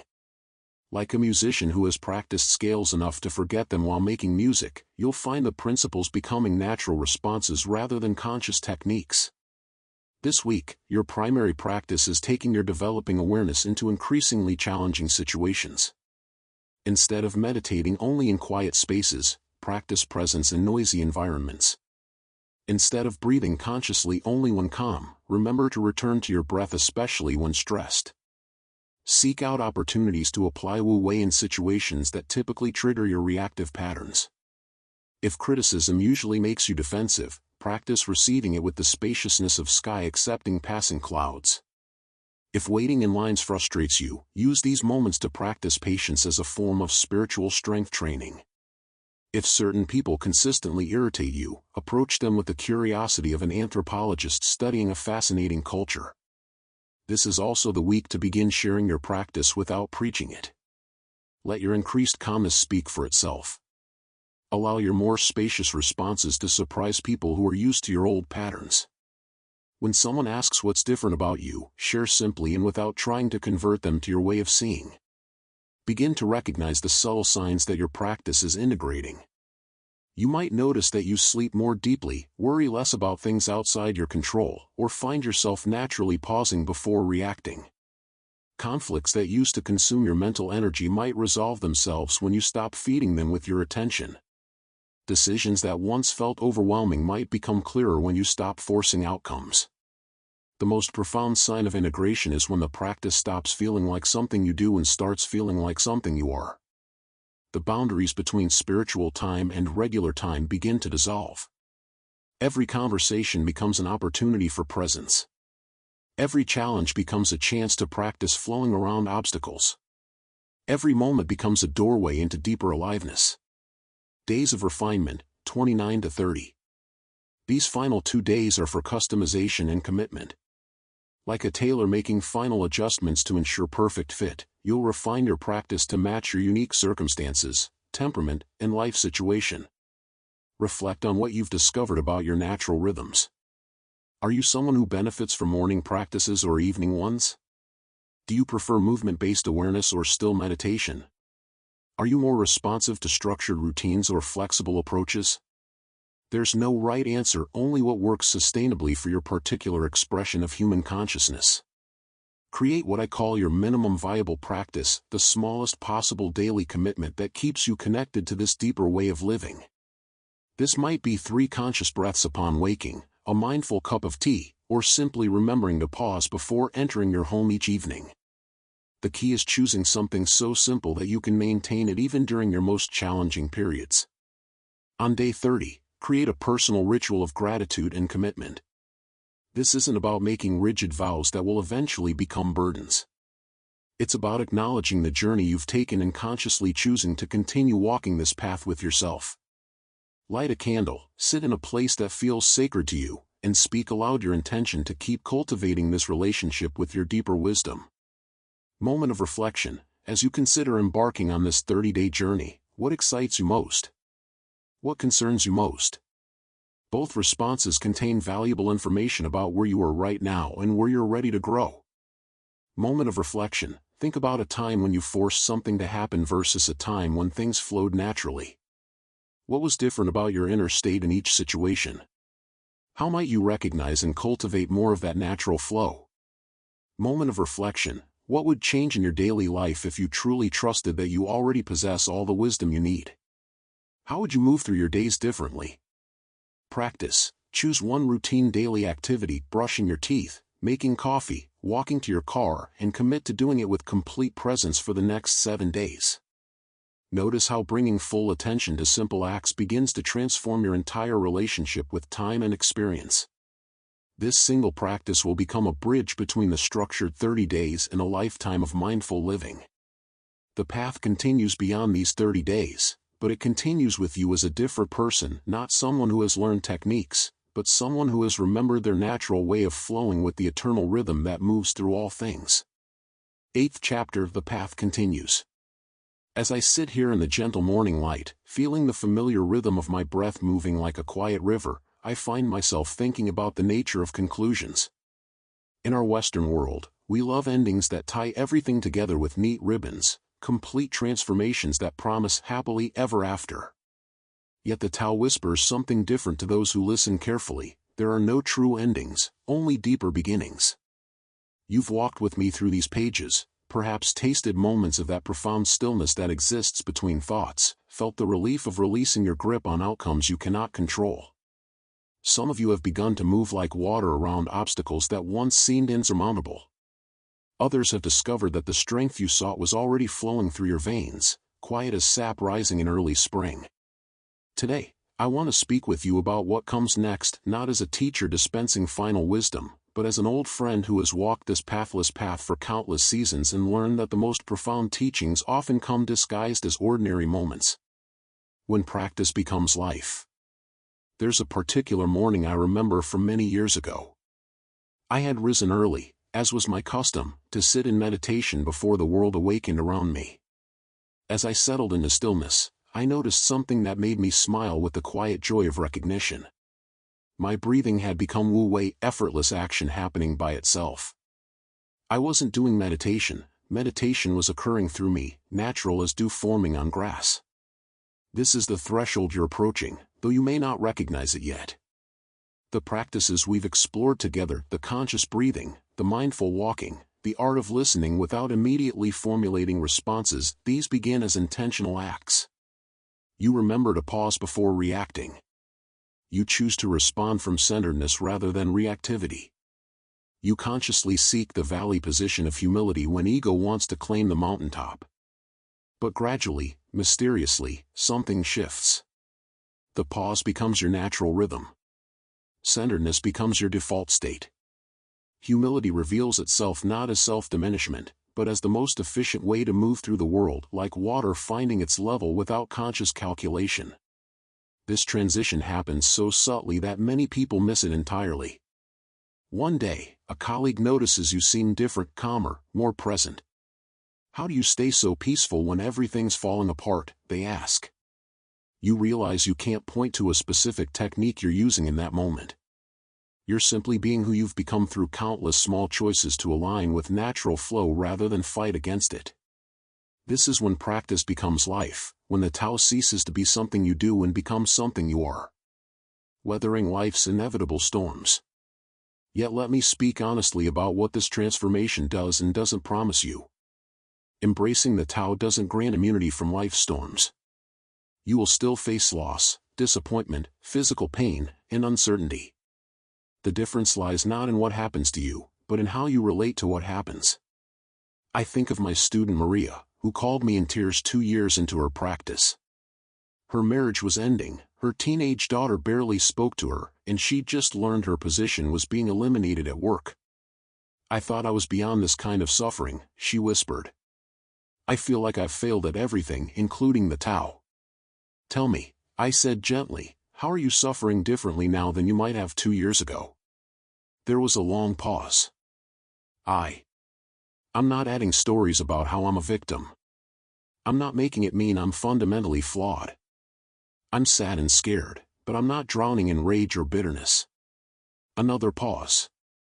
And even in the middle of crying, there's this weird sense that I'm going to be okay, even if I can't see how yet. This is what I mean by weathering storms while walking the Tao. The winds still blow, but you've learned to bend like bamboo rather than break like rigid oak. You feel the full intensity of human emotion without being swept away by it. You grieve losses completely while trusting in the mysterious intelligence that governs all transformations. When your motivation wavers, and it will remember that motivation is like weather. It comes and goes according to its own natural patterns. What sustains you through unmotivated days isn't forcing enthusiasm, but developing what I call practice momentum, the gentle consistency of showing up regardless of how you feel. On days when sitting in silence feels impossible, perhaps you practice through conscious dishwashing. When formal breathing exercises seem overwhelming, maybe you simply notice 3 breaths while walking to your car. The Tao doesn't demand perfection, it responds to sincerity, however small. Reflection. Think of a recent difficult period in your life. How might your experience have been different if you had approached it with the mindset of bending rather than resisting? What would it have felt like to trust the natural intelligence of change itself? Reflection. Notice what happens to your relationship with unmotivated days when you stop making them wrong. Can you imagine treating low energy or resistance as information rather than failure? Practice. For the next week, commit to one tiny daily practice that takes less than 2 minutes. It might be feeling your feet on the earth before entering your home, or taking 3 conscious breaths before checking your phone in the morning. Notice how consistency in small things creates momentum for larger transformations. Finding your tribe. One of the unexpected gifts of walking this path is discovering you're not alone, even though the journey itself must be walked by your own feet. There are others who recognize the language of inner stillness, who understand why you sometimes prefer the company of trees to crowds, who don't think you're strange for finding profound meaning in simple moments. These connections often happen organically when you stop trying so hard to find them. You might notice a coworker who moves through office chaos with unusual serenity. Perhaps you discover that your neighbor's approach to gardening reflects principles of Wu Wei, creating conditions for growth without forcing outcomes. Maybe you encounter someone at a coffee shop reading a book about mindfulness, and something in their energy invites gentle conversation. I encourage you to remain open to these encounters while avoiding the trap of trying to convert others to your way of seeing. The Tao spreads through attraction, not promotion. When people consistently notice something different about your presence, they'll ask questions naturally. Your most powerful teaching is simply being who you've become through practice. Consider joining or creating small, informal gatherings with others interested in contemplative living. This doesn't require finding specifically Taoist groups, though those can be wonderful. Look for people drawn to any authentic spiritual practice, meditation groups, nature-based spirituality circles, book clubs focused on wisdom traditions, or even hiking groups where people value silence as much as conversation. The key is quality over quantity. One friend who truly understands your commitment to living consciously is worth more than dozens of acquaintances who think personal growth is just another consumer trend. Deepening without drowning in complexity. As your taste for this way of living deepens, you may feel drawn to explore the rich tradition from which these principles emerge. The classical texts, the Tao Te Ching, the Zhuangzi, the I Ching, contain layers of wisdom that can sustain a lifetime of contemplation. But here I offer a gentle warning from someone who spent decades studying ancient texts. Don't let intellectual understanding substitute for lived experience. The most brilliant scholar who can recite every verse of the Tao Te Ching but still rages in traffic has missed something essential. Meanwhile, the grandmother who's never heard of Lao Tzu but moves through her days with patience, kindness, and trust in life's unfolding embodies the Tao completely. Use study as a complement to practice, not a replacement for it. When you read these ancient words, let them point you back toward direct experience. If a passage about Wu Wei resonates, spend time noticing where you're forcing outcomes instead of allowing natural development.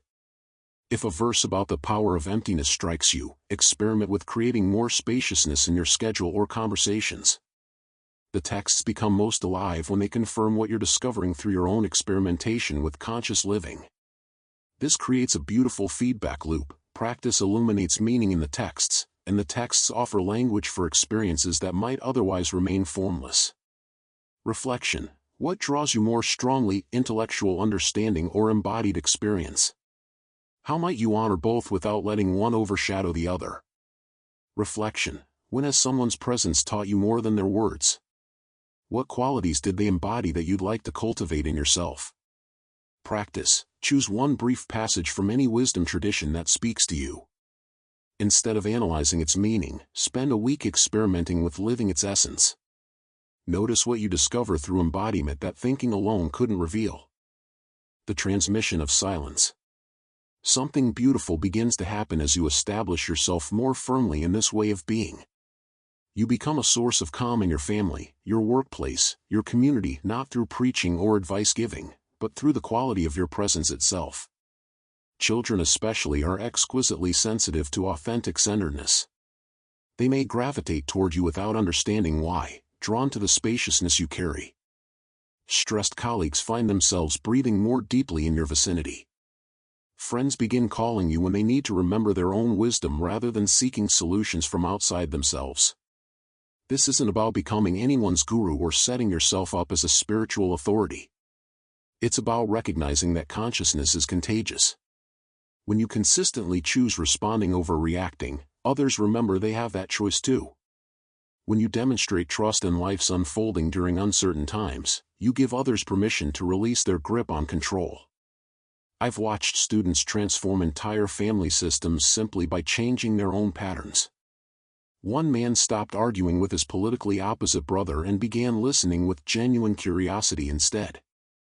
Within months, family gatherings shifted from battlegrounds to spaces where different perspectives could coexist peacefully. A woman began responding to her teenage daughter's emotional storms with steady presence rather than reactive advice. Their relationship healed in ways that years of communication techniques had never achieved. The ripples extend far beyond your immediate circle. The patience you bring to a difficult customer service call might be the kindness that representative needed after dealing with angry callers all day. Your refusal to participate in workplace gossip creates space for more authentic connection. Your gentle way of disagreeing without making others wrong models a possibility they may never have witnessed before. This is how the Tao heals the world, one transformed heart at a time, spreading through the invisible networks that connect all beings. You're not responsible for fixing anyone or anything, but your commitment to your own awakening contributes to the awakening of the whole in ways you may never fully know. The paradox of mastery. Here's something that may surprise you: the deeper you go into this practice, the more you'll realize how little you actually know. This isn't discouraging news, it's liberating. The need to be an expert, to have everything figured out, reveals itself as another form of ego that can be gently released.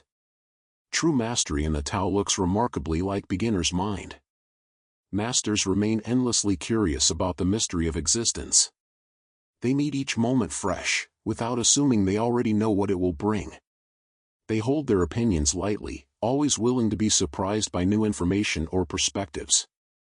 I've met practitioners who've meditated for 40 years but still approach their cushion each morning with the wonder of someone discovering silence for the first time. I've known healers whose decades of experience make them more humble, not more certain, about the forces that create wellness and disease. This isn't false modesty, it's recognition that life is infinitely more mysterious and intelligent than any individual mind can fully grasp. Let yourself be a lifelong beginner.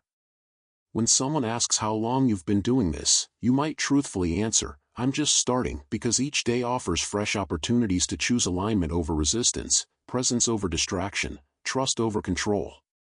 The Tao has no belt levels, no certificates of completion, no graduation ceremonies. Its only requirement is sincerity, and its only reward is the deep satisfaction of living in harmony with the natural intelligence that moves all things. Your sacred commitment. We're approaching the end of our formal time together, which means we're approaching a beginning.